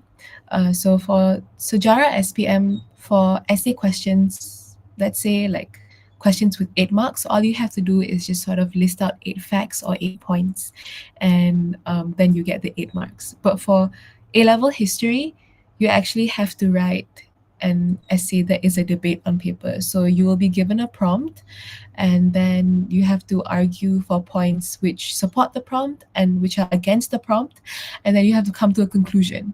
So it's a debate on paper. So it's definitely not the same as SPM or IGCSEs. And also, busy weeks. If you take A levels and you want to have competitive applications for top universities abroad, you have to include ECAs that are relevant to your course and some sort of volunteering experience if you want to really aim high. So like the extracurricular activities that you will be pursuing, plus the amount of content and workload that you have to have because of the A-level subjects you are taking, let's just say your schedule is going to be so packed. I know mine is. But I believe that if you manage your time well and you have a consistent schedule, then all will be fine. Okay, next. All right, so why A levels? Why is it worth it? Number one, A levels is internationally recognized because of its course rigor, which is great for top universities. If you're aiming for universities like Harvard or Cambridge or National University of Singapore, should you get good grades for your A levels and have the proper ECAs for your course, you will definitely be guaranteed a spot in these top universities. And I think it's a better option if you choose to study abroad.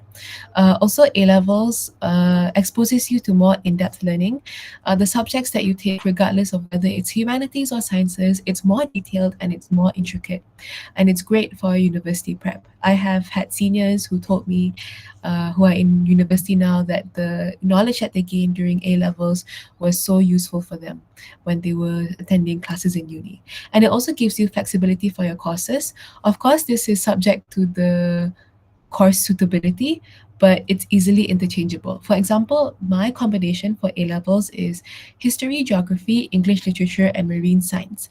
I came into KY thinking that I was going to do law, and then I changed it to literature, and now I'm doing history and journalism. So as long as the course that you have in mind is suitable with the subjects that you are taking, you can easily just change your course. I can change my course in A2 if it suits the subjects that I am taking. Okay, next slide.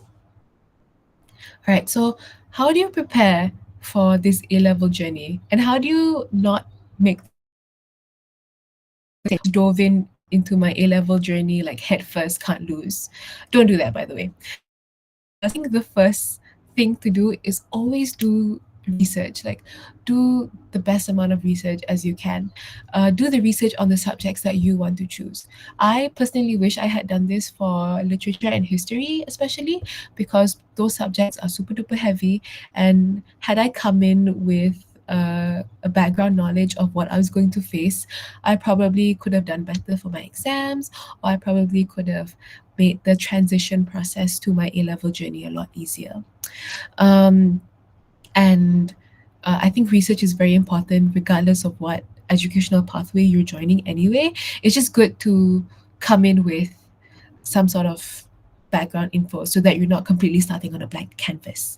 Number two, do extra readings if you're possible. This is for my humanities people. I am a humanities major to my core. So extra readings is definitely very vital for me. I think this can also apply if you're taking STEM as well, because from my STEM friends tell me that the A-level STEM subjects are also super duper intricate, super duper detailed. So does not just apply to humanities. Extra readings is very helpful for further knowledge and for perceptive analyzation or perceptive answers in the questions that you will be asked later on. And number 3 is to get as much advice and guidance as possible. You can ask your seniors, you can ask your family members, you can ask your cousins, your friends, or whatnot, or you can approach platforms like MSI, BASE, just any sort of platforms that are intended on showing you what the available pathways that are available in Malaysia for your next educational journey, so you can sort of figure out if they're the best for you personally. All right, that should be all for my slot. My Instagram is at LubnaSHRF. If you have any questions or advice, I'm more than happy. Just drop me a DM. I'm more than happy to answer all of your queries. And MSI, thank you for having me. Thank you so much, Lubna. Now, let us welcome Alicia, who is currently studying at College Marabunting, who will elaborate more on International Baccalaureate. Alright, so hi everyone. So today I will talk about International Baccalaureate, or IB. So first of all, I would like to thank MSI for giving me the opportunity to talk today. And before I go into my slide, my name is Alicia Kudri, and currently I'm studying IB at College Marabunting under YTP Mara. And also previously I studied at Science Banting basis. So alright, to be honest, before I finish my SPM, I know nothing about IB. I only know about other preparatory program, such as A-levels, foundation, matrix, and such. But do not be like me. Do your research well. Choose your preparatory program wisely, especially if you aim to study abroad for your degree. So a bit of introduction for IB. IB is a pre-university program. It's a 2 years program, and the syllabus come from Geneva, Switzerland. And in Malaysia, IB is one of the pathway to higher education. And there are also few scholarships that offer IB for the students, especially among students aiming for prestigious universities worldwide, locals, and also international. And there are many schools in Malaysia that offers IB, and these are just some of the examples, which is the International School of Kuala Lumpur ISKL. There's also Nexus International School, Sunway International School, TKC and MCK, and also the one I'm studying at, which is College Marabunting. So moving on to the next slide. So IB is quite different from other preparatory program because IB is not 100% examination-based program. You will need to do some services, charity events, and also a lot of research and also some mini thesis in order for you to pass your IB. So there will be 6 subjects that you are going to take for your exam, and there will be some assessment as well. And then there will be also 3 core components that you have to fulfill in order for you to pass your IB. So moving on to the next slide, which is the 6 subjects. So these are the 6 subjects that are being offered for IB, and for in this 6 field you have to choose one subject. First is the mathematics, and in IB we have 2 types of maths, which is first the analysis and approaches, and second is the application and interpretation. Well, actually, for all this field, there are a lot more subjects. You can actually search that on the internet, and you can choose it for before you pursue your IB later. And for science, there's biology, chemistry, physics, and also environmental science. There are also studies in language and literature, which usually you will be learning about your first language. As for me, I'm learning Malay. And for language acquisition, you will be taking your second language, which is English, as for me. And then there will be also individuals and societies, which is economics, geography, history, and also business management. And lastly, the arts. The arts is music and also visual arts. But in Malaysia, there are also some schools and institutions that don't offer the arts. For example, College Marabunting. So for me, I'm taking part in the individuals accountancy, is economics, and also business management. So for all these subjects, I advise you to choose your subject combination wisely and carefully. Do your research well. Ask your seniors, ask people about what the subject is about and all, because these are the subjects that you will be learning for the next 2 years before you pursue your degree, and you cannot change your subjects in the middle of that 2 period.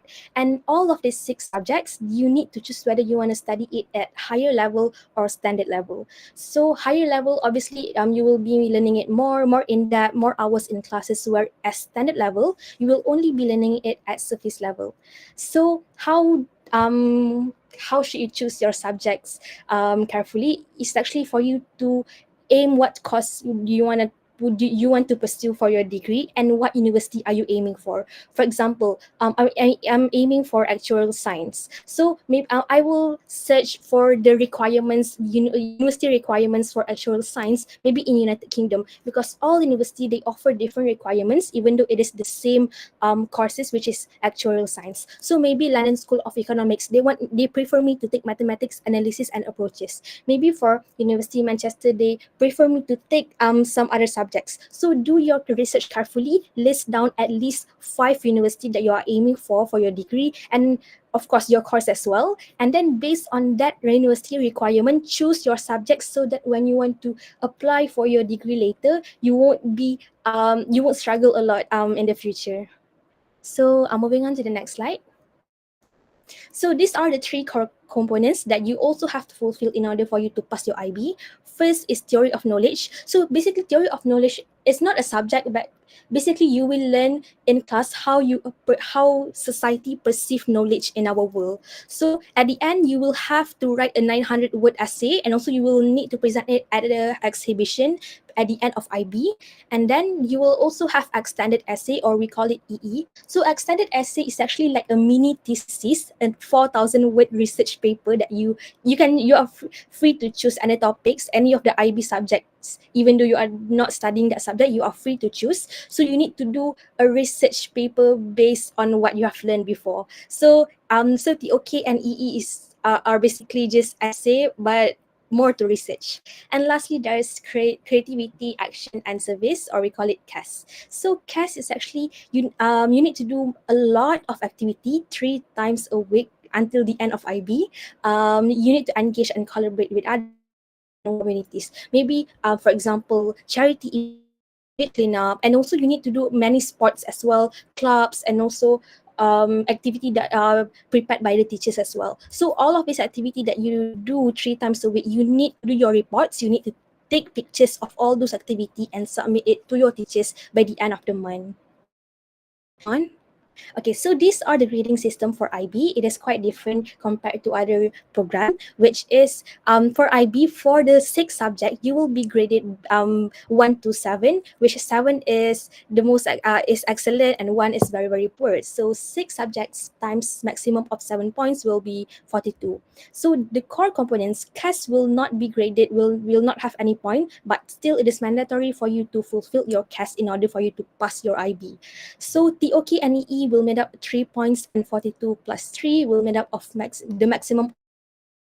And for IB, in order for you to get your diploma, it is 24 points in order for you to pass. But if you're under any scholarship, usually there will be requirement for you to pass scholarship, to pass the IB. For example, even though IB says that it will be 24, maybe for YTP Mara, we have to achieve more than 35 points in order for us to fly overseas for our degree. So next slide, please.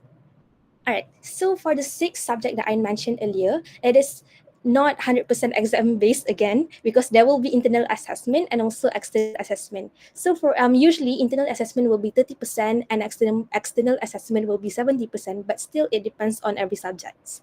So for internal assessment, it's actually carry marks your presentation, quiz, test, and also there most subject you will need to do research as well. And external assessment, of course, at the end of IB there will be paper-based examination that will made up of 70%. So next slide. All right, so this is the last slide. So I think this applies to most program as well. To everywhere that you study, you need to follow this tip as well, which is first, don't procrastinate. I mean, IB is a lot of work. It's not just examination. It will be more. You need to do a lot of service, sports, clubs, and all. So organization and planning is very very important if you want to pursue IB for your preparatory program. I think that's all from me. Thank you. Thank you so much, Alicia, for your sharing. Next, we will move on to our next speaker, Dominic, a current student at UCSI who will elaborate more on AUSMAT.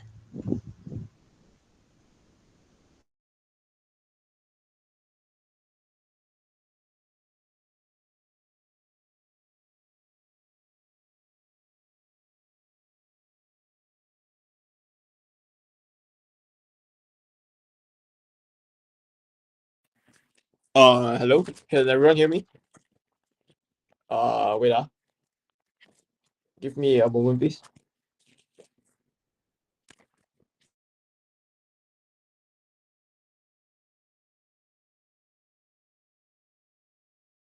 Okay, I will be sharing my screen. So just please give me a moment. So sorry.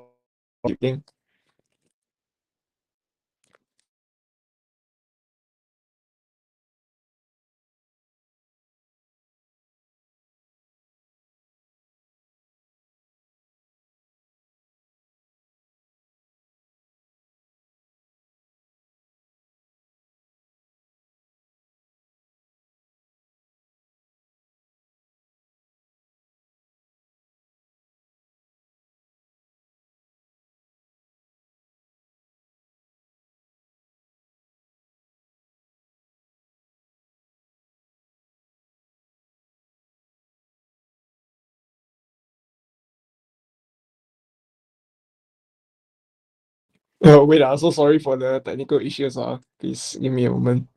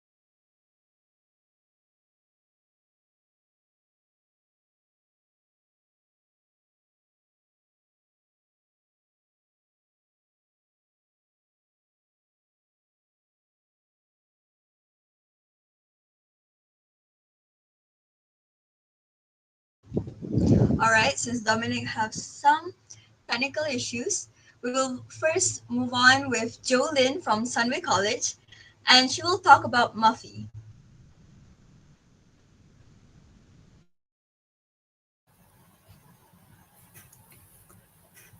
Hi everyone, can you hear me? Yes, we can. All right. So then I just directly start. Okay. All right. So hi everyone, I'm Jolene, and I'm currently studying Muffy at Sunway College KL. So let me introduce something about Muffy to you all. Muffy stands for Monash University Foundation Year, which is a program that specifically prepares students for their future studying in Monash University. Next slide, please.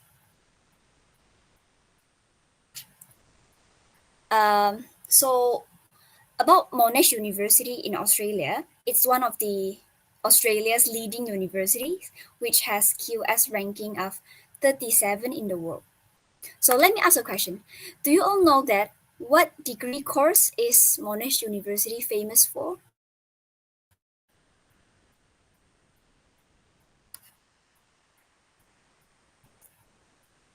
Do you want to have a guess?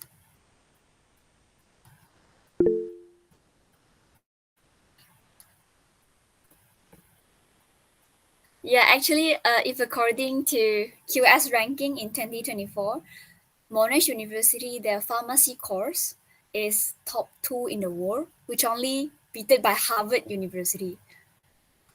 So the MAFI is the foundation for preparing you to Monash University, but it's also accepted by most university in Australia, and also in New Zealand, and some universities in the UK, and also private universities in Malaysia, but not public universities in Malaysia. So I would advise that you have to think carefully before doing decision, because are you really sure that you will definitely not going to public universities?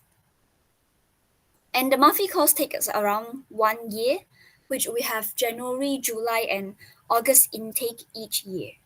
And for your information, most degree courses in Monash University, they offers July intake, which you can have 1 or 2 month gap after finishing MAFI. But if you are taking medicine or pharmacy courses in Monash University, they only have February intake. So it will be a long gap after MAFI. So I think you may start to plan a holiday trip from now. And also for how to apply MAFI, personally, I apply MAFI through agent. And also you can apply MAFI through the Sunway College website, or you may just give it a visit. And maybe you will like the environment, maybe you will like this school, and you can directly register it at office. MAFI College itself offers special scholarship. You may apply it using your trial exam. And also if you get 9A plus in your actual XPM, they will have full scholarship in all foundation level for you. Not only MAFI, even level or any foundation offers by college itself. Next slide, please. And for the marks allocated, MAFI is more to like a coursework-based program, which it takes a weightage of 70% in total of 100. And we'll only take final exam for 30 marks. So it may be subjective. Some may like this kind of mode, as you will not have that much pressure when final exam is coming. If you can perform well in your topical tests, in writing reports, or you actively participate in class, it's actually possible for you to get 70 out of 70. And also it may also be to lecturers, although there is rubric, but we have to know that our marks are in their hands. And for group presentation and also research projects, it takes up a huge proportion. For me, it also really depends on the group members or what groups you are in. It's a chance to prepare myself with others before entering workplace. When you have different opinions with others, how can you still cooperate? How can you still collaborate to make the final decision? And next slide, please. About the subjects that we may choose. In MAFI, English is a compulsory. So everyone must take English. Most of the students, we choose 4 subjects, but also you may choose 5. But for JPA scholars and for also the Sunway College scholarship itself, they only offers you to choose 4 subjects, which includes English. So you may choose another 3. And the subjects itself, you may choose it based on what degree course that you would like to take in degree. Because MAFI 12 subjects in total, includes science subjects like biology, chemistry, physics, fundamental maths, mathematics, and advanced mathematics. And we also have economics, accounting, information and communication technology, basically like coding something, and etc. So you have to decide what course you would like to take in degree before you choose what subjects you would like to take in MAFI. And first class, every day our first class starts on 8:30 and our last class ends on 4 o'clock. If there's any test, it will be after 4 o'clock. And students get to choose their timetables on themselves. It will be an online enrollment session few days before the semester starts. So it's the best time for you to upgrade your Wi-Fi. If you are fast enough, then it's possible for you to have one day with no class at all, which I have because I haven't upgraded my Wi-Fi, so I still have classes every day.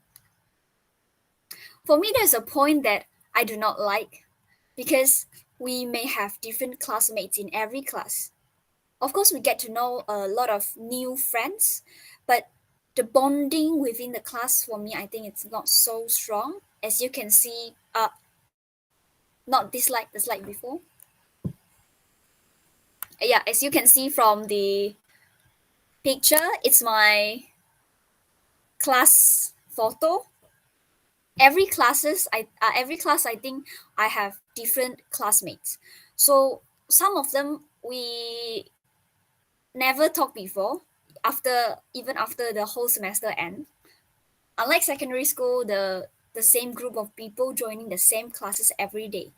So I think this is for me not so strong bonding in each class. And the timetable in semester 1 will be more packed because if you join August intake, it will be like an express semester. So you have classes for each subject every day. But now in semester 2, you will be more relief as you only have 4 classes for each subject in 1 week. Next slide. No. Yeah. So about my experience in Murphy. Overall, I think Murphy syllabus is not very difficult. It covers a bit more knowledge than in secondary school, but I think Murphy focus more on the development of students' skill before entering universities. We have research projects, which requires students to do a lot of researches and reading articles, and we have literature analysis, which requires students to do. We also have to do the self-reflection, and we also learn about the format of citation, referencing, and a lot of experiments, presentations. I think these activities help to develop students' skills and communication skills and all that, and to prepare us for going to university instead of only knowledge. And we also have a lot of festive activities. Recently, we have Chinese New Year celebration, and also we have Valentine's Week, and also Murphy Student Council. They organize a lot of talks from of different themes. I remember was professors from the Oxford University to give a talk about the like unsolvable mathematics equation, something like that. And also we have workshop about mental health, finance management, and etc. So I think overall Murphy for me it's a process to learn with fun. So if you have any question about Murphy, you can ask in the chat box. Yeah, that's all. Thank you. Thank you, Julin. Back to Dominic. As I mentioned earlier, he's a student at UCSI and he will be sharing more on AUSMAT.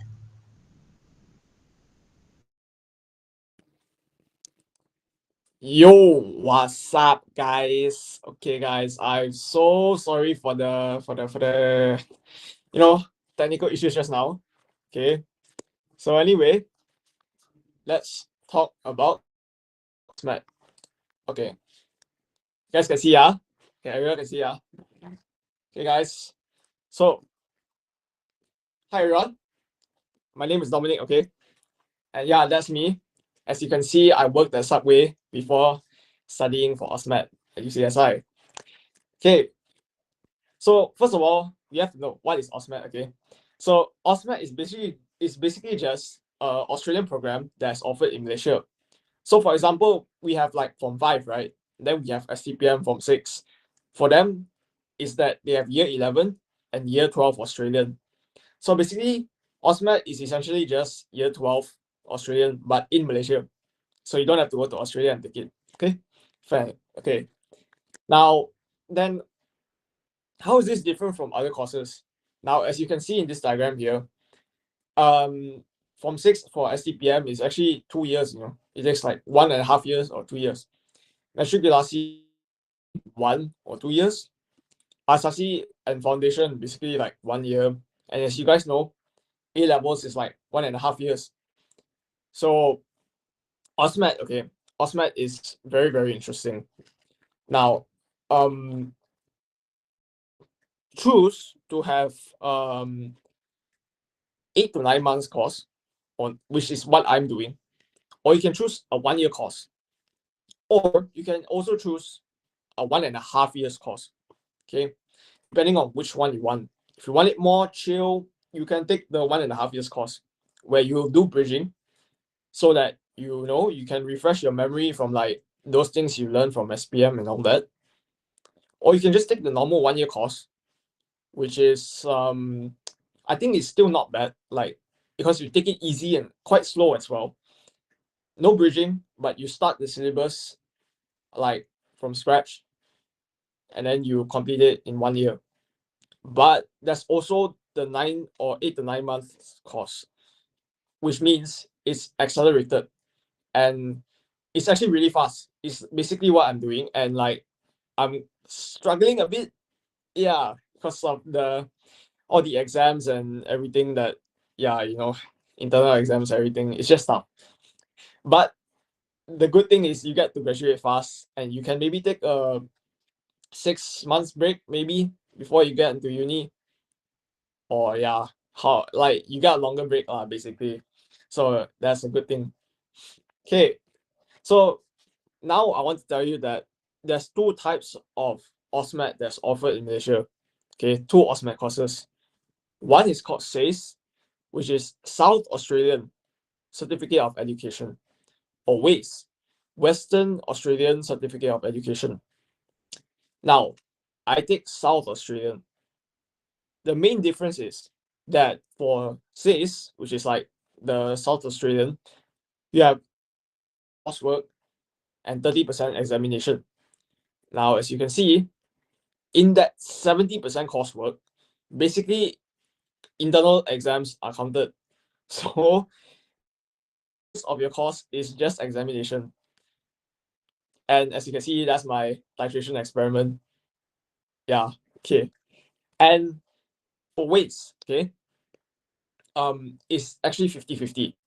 So basically, the 30% examination for SACE and 50% examination for weights comes from our final exam.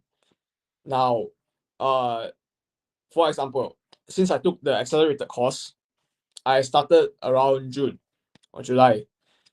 And my finals, since I took accelerated course, is going to be in 2 months.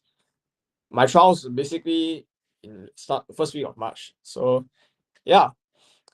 And as you can see, the course duration, like I mentioned just now, yeah, 8 to 10 months, around there. Depends on your college. And it's either 1 year and 1.5 years, as mentioned just now. Now, as you can see, these are like the subjects offered, as you guys can see here. Now, general maths is basically just business maths. Okay. Mathematical methods is basically your maths that you learn in SPM, but quite a bit harder. It's for those who take A levels, you will know that mathematical methods is basically stats 1 and stats 2, and also a bit of P3. So, and then you have English as an additional language, which is compulsory, and physics, chemistry, and specialist maths. Okay, now specialist maths is advanced maths basically. So it has a bit of further pure 1 and further pure 2. Again, those taking A levels would know. But it's not as deep as like A levels syllabus. And also you got the biology, accounts, economics. Now, these subjects are the subjects that are offered in my school, UCSI. In other schools, they offer different subjects, even like computer science as well. So you guys will have to look into your school and see what subjects they offer. Right. So now, then let's talk about the opportunities and benefits that you can get for taking AUSMAT. Now, first of all, AUSMAT is recognized globally. So it's recognized all around the world. You can go to Australia, you can even study locally actually. Like I plan to go to after this, since recognizes AUSMAT, right? And also the skills developed. Now, compared to A levels, we have investigations and reports. So basically, that's one upper hand that we have, is that we know how to write reports, how to do citations, how to reference things properly. Whereas A level people who took A levels will have to learn that later on. So that's one upper hand that we get. And also, yeah, that's a really important skill. From what I've heard, that people who have taken AUSMAT, when they go to uni, it actually is easier for them because they know how to write reports. It's like basically second hand to them, because we are like just churning out reports like almost every month. Yeah, so it's really quite rigorous. And let's look at the grading system. Now, instead of like 4 A stars like A levels have, or CGPA, which most foundation courses have, we have something called ATA. Now, ATA is basically like you doing better than how many percent of students that are taking AUSMAT around the world. So, for example, if I get an ATA of 80, it means that I've done better than 80% of students taking AUSMAT. So, yeah, that's the grading system in AUSMAT, and it's quite interesting. Now, so my personal experience, okay, the reason why I chose AUSMAT is because of, actually, okay, I'll be honest. At first, I chose AUSMAT because I thought it was the cheapest option. It was cheaper than A levels, okay, and I thought as well, like, oh, okay, I can finish fast, so like, why not, right? I mean, like, like you can go to uni fast as well, right? And and all that. But actually, like, is really what really like truly made me happy when I took this course was like all the friends I made. As you can see here, like these are my classmates. Like this is my teacher, like here. Like, so when you come to AUSMAT or come to college, you meet people from all sorts of like different backgrounds, okay? It's not like when you, like, let's say if you came from SMK or international school in Malaysia, you only get to see like what, Chinese, Malay, Indian, typical people lah, huh? Okay. But when you come to college, you meet all sorts of people, and like it's really interesting, like it's really eye-opening experience, which yeah, you guys should check it out lah. Yeah. Anyway, I think that's all from me. Right. Thank you guys. All right, a big thank you to Dominic. Next, here is the overview of the educational pathways discussed by our speakers. We will leave 15 to 30 seconds for anyone that wants to screenshot the summary.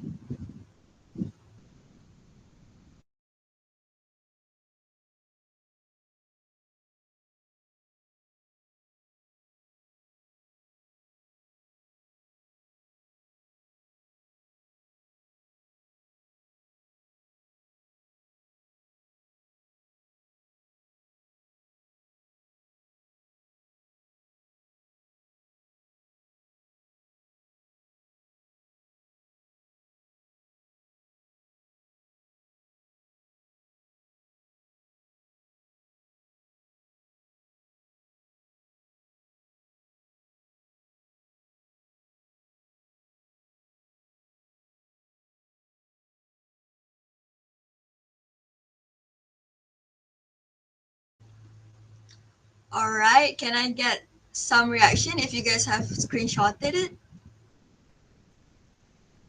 No? Yes? Okay, yay! Okay, next our session would be Q&A session, where I will pick some of the most voted questions to be asked to our speakers.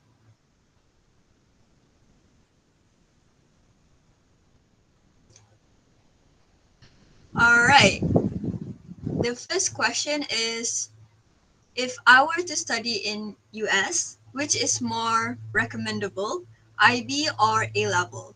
So I think this question is open to both Lubna as well as Alicia to highlight the pros and cons to both preparatory programs. Can I have Lubna and Alicia?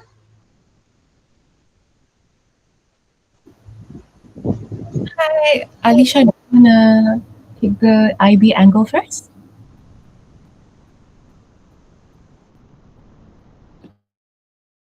Sorry? Do you want to take the IB angle first, or would you like me to take the A level angle first? I think you go first. So about A level. Okay. US applications. I think it's less about which is more preferred for you as unis and more about how you are able to handle the program. Yeah, that's how I would view it as, because I think regardless of whether you choose IB or A level, you're going to get into the US university anyway. It's just that A levels takes a more academic approach and it's more exam based. So if you're someone who does really, really good in exams, score well, if you don't have exam anxiety, then I think A levels would be great. But I feel like if you prefer a more holistic, well-rounded approach to your academic journey, then IB is more suitable. Yeah. Alicia, do you want to add on? Yeah, I agree with Lubna as well. I think both programs are good. I mean, you can go to a lot of university in US as well, but if you A level is more about examination based, while IB is not 100% examination based. So if you think that I think you need to do a lot of research about the pros and cons about both IB and A levels and do what you think you are better at. All right, thank you to both Lubna and Alicia. Next question is it a must to be involved in volunteer work in order for me to land on the scholarship that I want? So I think this question caters more towards Jordan and Rishika. All right, I guess I can take up this question. So basically, I think volunteer work is not necessarily a strict requirement for you to apply for scholarships, but it can definitely, I guess, significantly strengthen your application because I guess here's the important perspective because I believe that quality matters more than quantity because meaningful involvement in probably one or two causes that you're passionate about, it's definitely better than I guess superficial participation in many activities because I guess volunteering work it definitely gives you a lot of life lessons, right? Everything that you do does not necessarily have to be connected towards like scholarship applications or even university. It's also towards your personal growth because helping people having that genuine passion to really make a difference in your community, that is something that is very valuable. And the long-term commitment that you show towards a cause, I think that is much better than volunteering last minute. So I guess different scholarship bodies they value different approaches because there are academic scholarships that only focus on your academics, like for example the Jeffrey Cha scholarships. If you get like 9A plus, you're pretty much guaranteed that scholarship. At the same time, if you apply, for example, Epsom offers music scholarship, then they look at that specific requirement. So volunteering work definitely provides you a much more holistic background for yourself, but it's definitely not a strict requirement for you to apply for scholarships. All right. Another question that I think I would like to direct towards Rishika is how about doing community work? Is it something good for us to do during gap time? And I think here, maybe you could highlight a bit what are the differences between community work as opposed to volunteering. Right, sure. So basically, I think that yes, community work during your gap time is definitely very valuable because it provides you, I don't know, a multitude of personal growth benefits. First of all, it develops your empathy and your understanding of different communities. You get to build your leadership skills, your problem-solving abilities and also your communication skills. It also adds meaningful experience to your resume, and it'll help you in the long run for your scholarship application.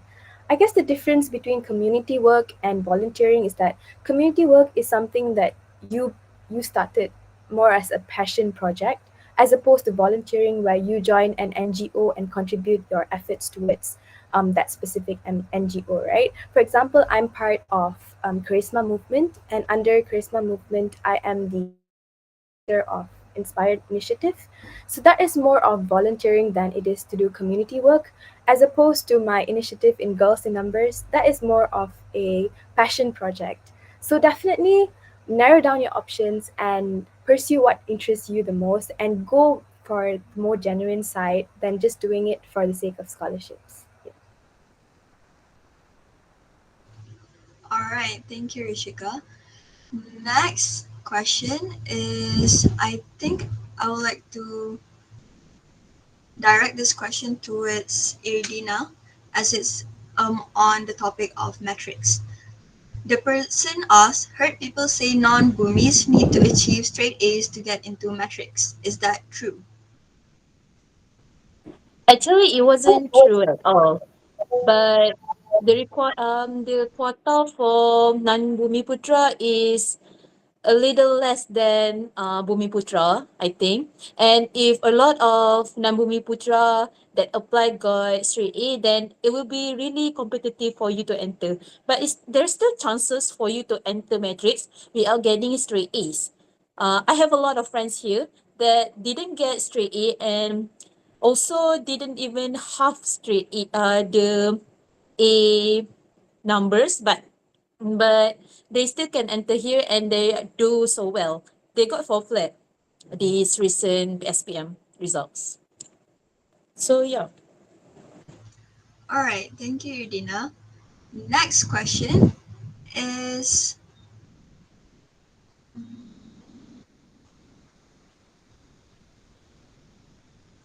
I think Jolene actually answered this question during her presentation, which is, if I enroll in a foundation program at a private university, can I pursue degree at a local university like UM? I think it really depends on the foundation, because I think for different public universities, they also have different requirements. But so if for MAFI, it's more about overseas, but I'm not so sure about other foundation program. But I would say it's really a bit more challenging compared if you want to go to local university like the UM. Of course, you should go to matriculation or the ASASI itself. It will give you a higher chance, I could say. Yeah. If you are sure that you want to go to UM, I don't think there's a need for you to go to like foundation in private university. All right. Next question is, I would like to open this question to anyone, to any speakers, which is anyone planning to go study in UK after A levels? What is your preparation to warm up with the UK lifestyle?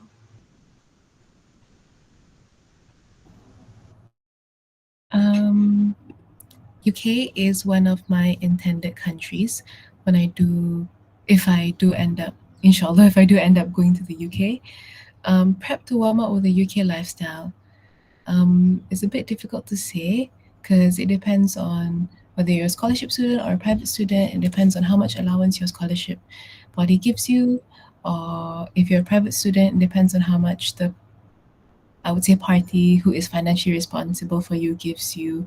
But I think in terms of assimilating with a lifestyle abroad, I think this is not just for the UK. I think this is for any country that you choose to further your study to.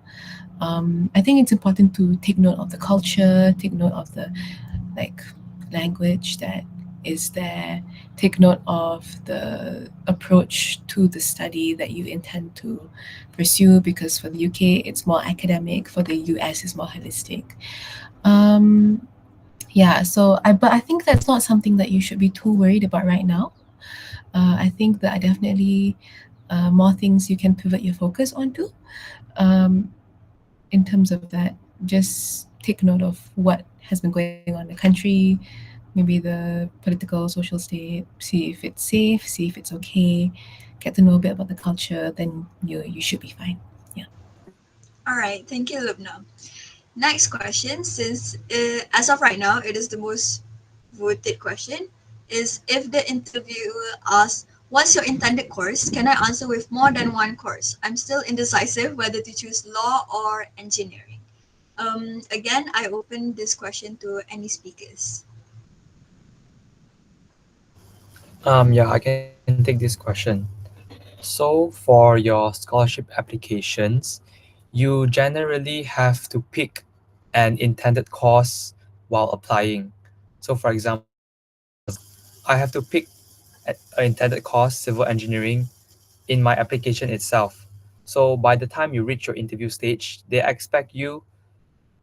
generally they expect you to align your passions and what you have done towards the course that you want to do, civil engineering.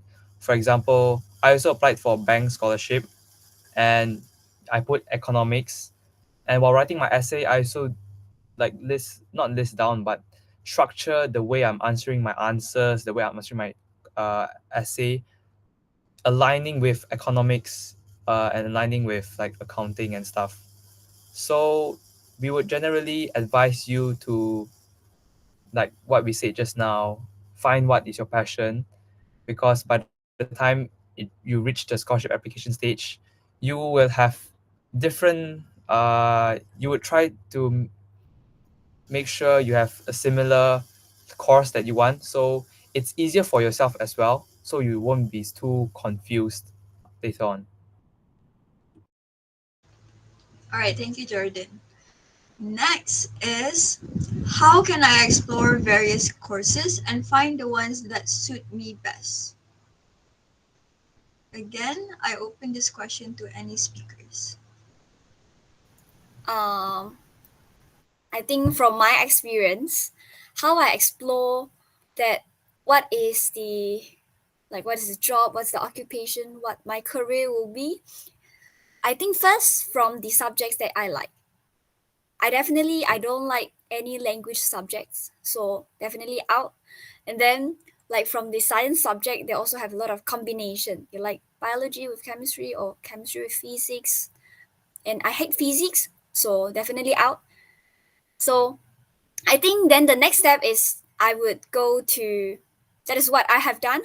I went to ask a lot of like seniors or my relatives or cousins or whoever. Even when once I remember I went to pharmacy just to buy like a Panadol, but I still chat with the pharmacist there and ask them, what's your job really about, and what are you really doing like every day, your daily routine and something like that, so I can have a better understanding from the person that is really experiencing this and not like from internet or what. So when I get to know what this like pharmacist job is really about, then I can know that, is this really what I want? Is this a life that I can accept? So I think for me that is how I figure out what I really want to be, what I really want to learn, what I really want to learn more about. Yeah. Thank you so much, Jolene. Next question is, all right, okay. It's regarding IPG. So I think this question is directed towards Aiman. For IPG, will you actually know your future students will be primary or secondary students? Okay, thank you. And allow me to explain in BM. So, baik. Pertama sekali untuk IPG setakat ini untuk pelajar program Ijazah Sarjana Muda Pendidikan, kami hanya untuk pelajar sekolah rendah kecuali anda mengambil PPC iaitu program pelajar cemerlang di mana pelajar-pelajar tersebut akan dibawa ke Jordan dan kos-kos yang hanya ditetapkan sana hanya terhad. Sebagai contohnya, untuk PPC ini hanya untuk pendidikan Islam dan juga bahasa Arab. Jadi pelajar-pelajar IPG yang terlibat untuk PPC ini, mereka akan pergi ke Jordan dan apabila mereka graduate nanti, mereka akan dipilihlah sama ada mereka hendak ke sekolah menengah ataupun sekolah rendah. Ataupun kalau anda betul-betul hendak masuk ke IPG namun hendak masuk ke sekolah menengah, selepas anda sahaja menghabiskan degree anda iaitu dalam subjek yang berkaitan dengan apa yang anda hendak mengajar pada masa hadapan, anda boleh mengambil PDPP iaitu program Pasca Siswazdah Pendidikan, di mana sebagai contoh seseorang itu mengambil degree dalam linguistik iaitu bahasa, mereka boleh menyertai semula IPG iaitu mengambil PDPP iaitu Diploma dalam Pendidikan selama setahun, kemudian anda dapat graduate dan posting sebagai seorang guru. I think that's all. Thank you. All right, thank you, Ayman. Next question, with 4 votes. With AI doing so much these days, do we need to learn to code? I'm hoping we don't because I found it quite boring to learn. So I open this question to any speakers. Okay, I think I can take this question. Okay, so yeah, you're right. I mean, with AI like doing so much these days, CS is or coding is quite important. Okay, the thing is, you don't have to learn it, but if you do learn it, it gives you an edge over other people. As in, if let's say you employer, right, he wants to hire someone with or without coding skills. Let's say I took engineering, okay, but I also studied coding at the side. So, and there's someone else that took engineering but did not study coding. Who would the employer choose? So honestly, it's totally up to you. You really don't have to, but it just helps lah if you do. So totally up to you. Yeah. All right, thank you, Dominic.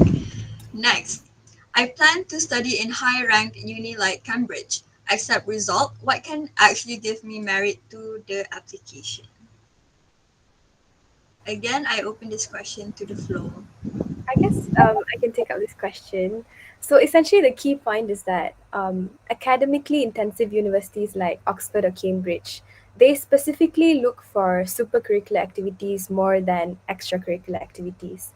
So this means that they value activities that deepen your understanding of your chosen area of subject more than general extracurriculars. So for example, if you want to study mathematics, then participating in Olympiads would help. Or if you were to study computer science and then you build an app to solve a problem in your community, then that would build a strong application. And furthermore, you could also conduct research projects. For example, if you're interested in artificial intelligence, then conduct research on machine learning or any other aspects that truly excites you. And that will definitely add value into your personal statement as well. Continuing from that, you could also, I guess, academic writing or publications, read various articles if you can. Any specific books, you can just log on to their website, Oxford and Cambridge. They actually publish like certain books that they recommend students to read. So yeah, you can check out those, and whenever you're free, take your time to really process those information. And if you get the chance to attend summer courses and summer programs, the US is pretty generous in terms of this. For example, I think Stanford, they offer summer courses, but they can be pretty expensive at times. But they also do offer financial aid, but that can be pretty competitive. So try applying for them. And if you do get in, that will be incredible for your college application as well. So yeah, basically focus more on your supercurricular activities if your target university is probably Oxford or Cambridge, as opposed to the US, because the US, they really value your holistic self. For example, if probably you learned piano for 8 years of your life, then the US universities would value that more than the UK universities. So basically choose the one that really aligns with your interests and your passion. All right, thank you, Rishika. Next question is for studying medicine specifically abroad, which is more recommended, A levels or foundation? I think I can take this. From my perspective, if you decide you want to study it depends the foundation itself. If you are from that university, that particular university that you would like to study medicine in degree also, then I would say foundation it's fine, it's okay. But if not, if you are taking foundation here, I would say it's a bit more challenging because medicine it's really high requirement. So you have to get really high marks. But we all know that A levels is quite difficult. So if you are taking a foundation from that particular university itself, I think it's okay. But if not, I think A levels could be your choice. Yeah. All right. Once again, thank you, Jolene. Next is all right. I think this could be answered quite shortly. This question is directed towards Jordan and Rishika. How can we find those volunteering activities? Can you share the slides regarding to the volunteering activities later? Yeah, for volunteering, generally it's like those few volunteering groups and non-profits that are doing the most work in Malaysia. I think we can share the slides later, like the page of for volunteer in the participants group. But for let's say like charisma movement that Rishika is in, she can talk more about it later. Tutors in Action, Teach for Malaysia, or like post SPM students teaching, like giving tuition. And then the other like YUFE is more like volunteering work to like help with hands-on replanting trees and sustainability projects. Actually, you guys can just find all of this online, Google, just say any non-profit organizations in my area, and then even Instagram, like you go to Tutors in Action, you find their following, they will probably follow like similar non-profit organization groups that is have like the same goal, because most of them align their goals towards one of the, like, what do you call it, the sustainability framework. So generally they would know each other within that community. Instagram and Google, yeah. All right, thank you, Jordan. Okay, since we're a bit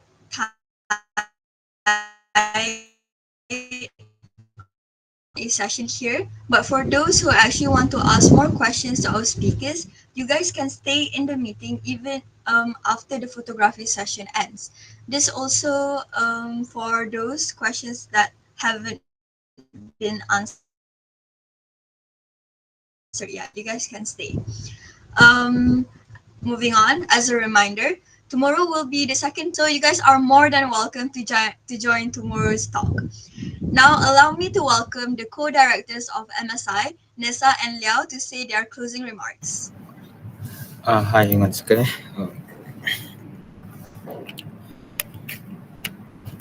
Sekejap.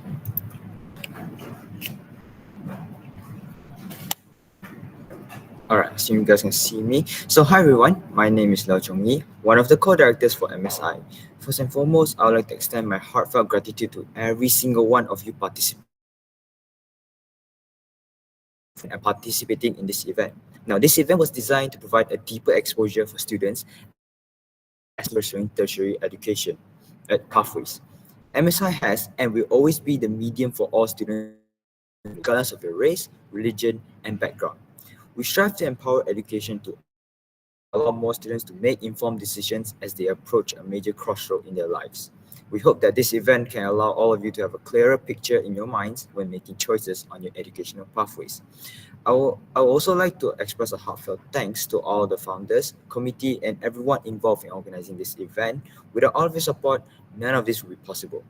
Even as a student coming from a fully residential school or Sekolah Berasrama Penuh (SBP), I sometimes feel like the exposure is also lacking in terms of these scholarship opportunities and educational pathways, and therefore I have to rely a lot on my own research. And that's why I feel like the need to reduce this problem across Malaysia, and I believe MSI can achieve this exact goal. Lastly, to the fresh SPM graduates of Batch 07, congratulations on completing your SPM. May all your efforts pay off with a straight A+, and you will hopefully get in the 2 months' time. And last but not least, the future ahead of you is full of mysteries. Keep diving and discovering, never give up, and may everyone shine as bright as the stars. Now I'll pass to Nessa.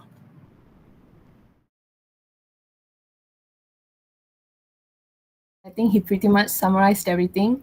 But first of all, thank you so much for joining this event. It was really planned perfectly. I think for me, I didn't have this opportunity back when I was applying for scholarships and everything. And I think each and every speaker that gave their thoughts on what they're doing right now, it was really perfect. Like you could ask questions and they really emphasized on very important things that you need after completing your SPM. So I'm very happy that all of you are here today. And congratulations once again for finishing your SPM. I really wish you all the best. And this is not the end. Don't forget to join us tomorrow. And now I would like to pass it back to Siu Hao for giving a few words.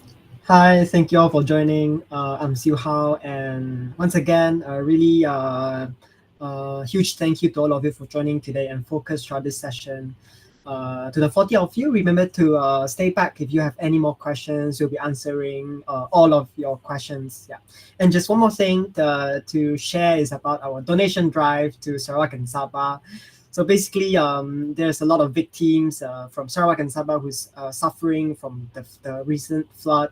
So yeah, organizing this event in collaboration with the Red Crescent Malaysia. So feel free to donate if you wanted to make a change, and it might be something interesting for application as well. Yeah, and moving on next. Yeah, and also like a small advertisement here. I created this app. It's called Essay Guide, and I know most of you have finished your SPM, but you can share with your juniors, right? So I personally believe that this app is a life-changing app to all the SPM students. So feel free to share to your juniors, and it might give a huge impact in the academic journey. And I think we have one more slide. Yeah, scan the QR code. And remember to follow follow Malaysian Student Initiative on our Instagram. We'll be sharing more tips and tricks for scholarship opportunities as well as educational pathways. And I wish you all the best in all your applications. And I really wish to see all of you this year after your application season. Yeah, that's all from me. Thank you. All right, thank you, Siu Hao, Nessa, and Liao. Last but not least, we will continue our program with the photography session. That being said, everyone present in the meeting is kindly asked to open your cameras for the photography session.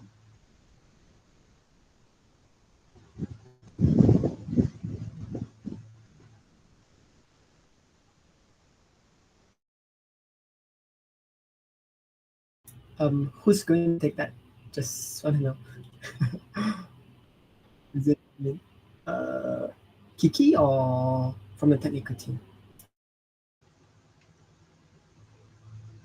I can take it. Okay, wait. Yeah.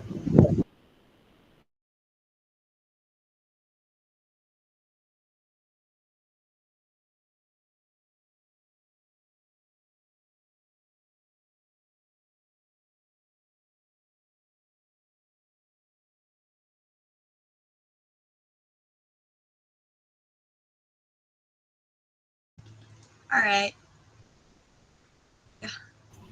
Yeah. Okay.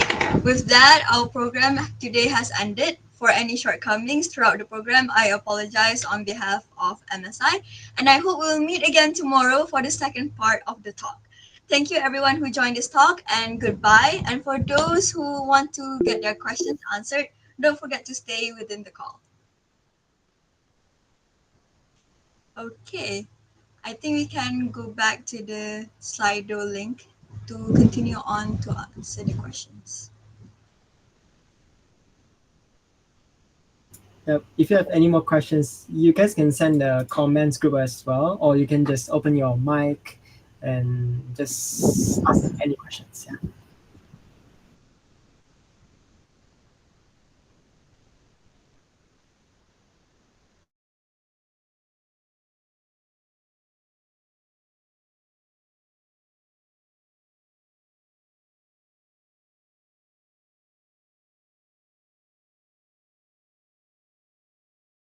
Okay, if I'm not mistaken, there was a question that was directed to Lubna where the person asked, Lubna, are you planning to be a journalist or a lawyer? And can you elaborate more on why are you passionate in history and journalism?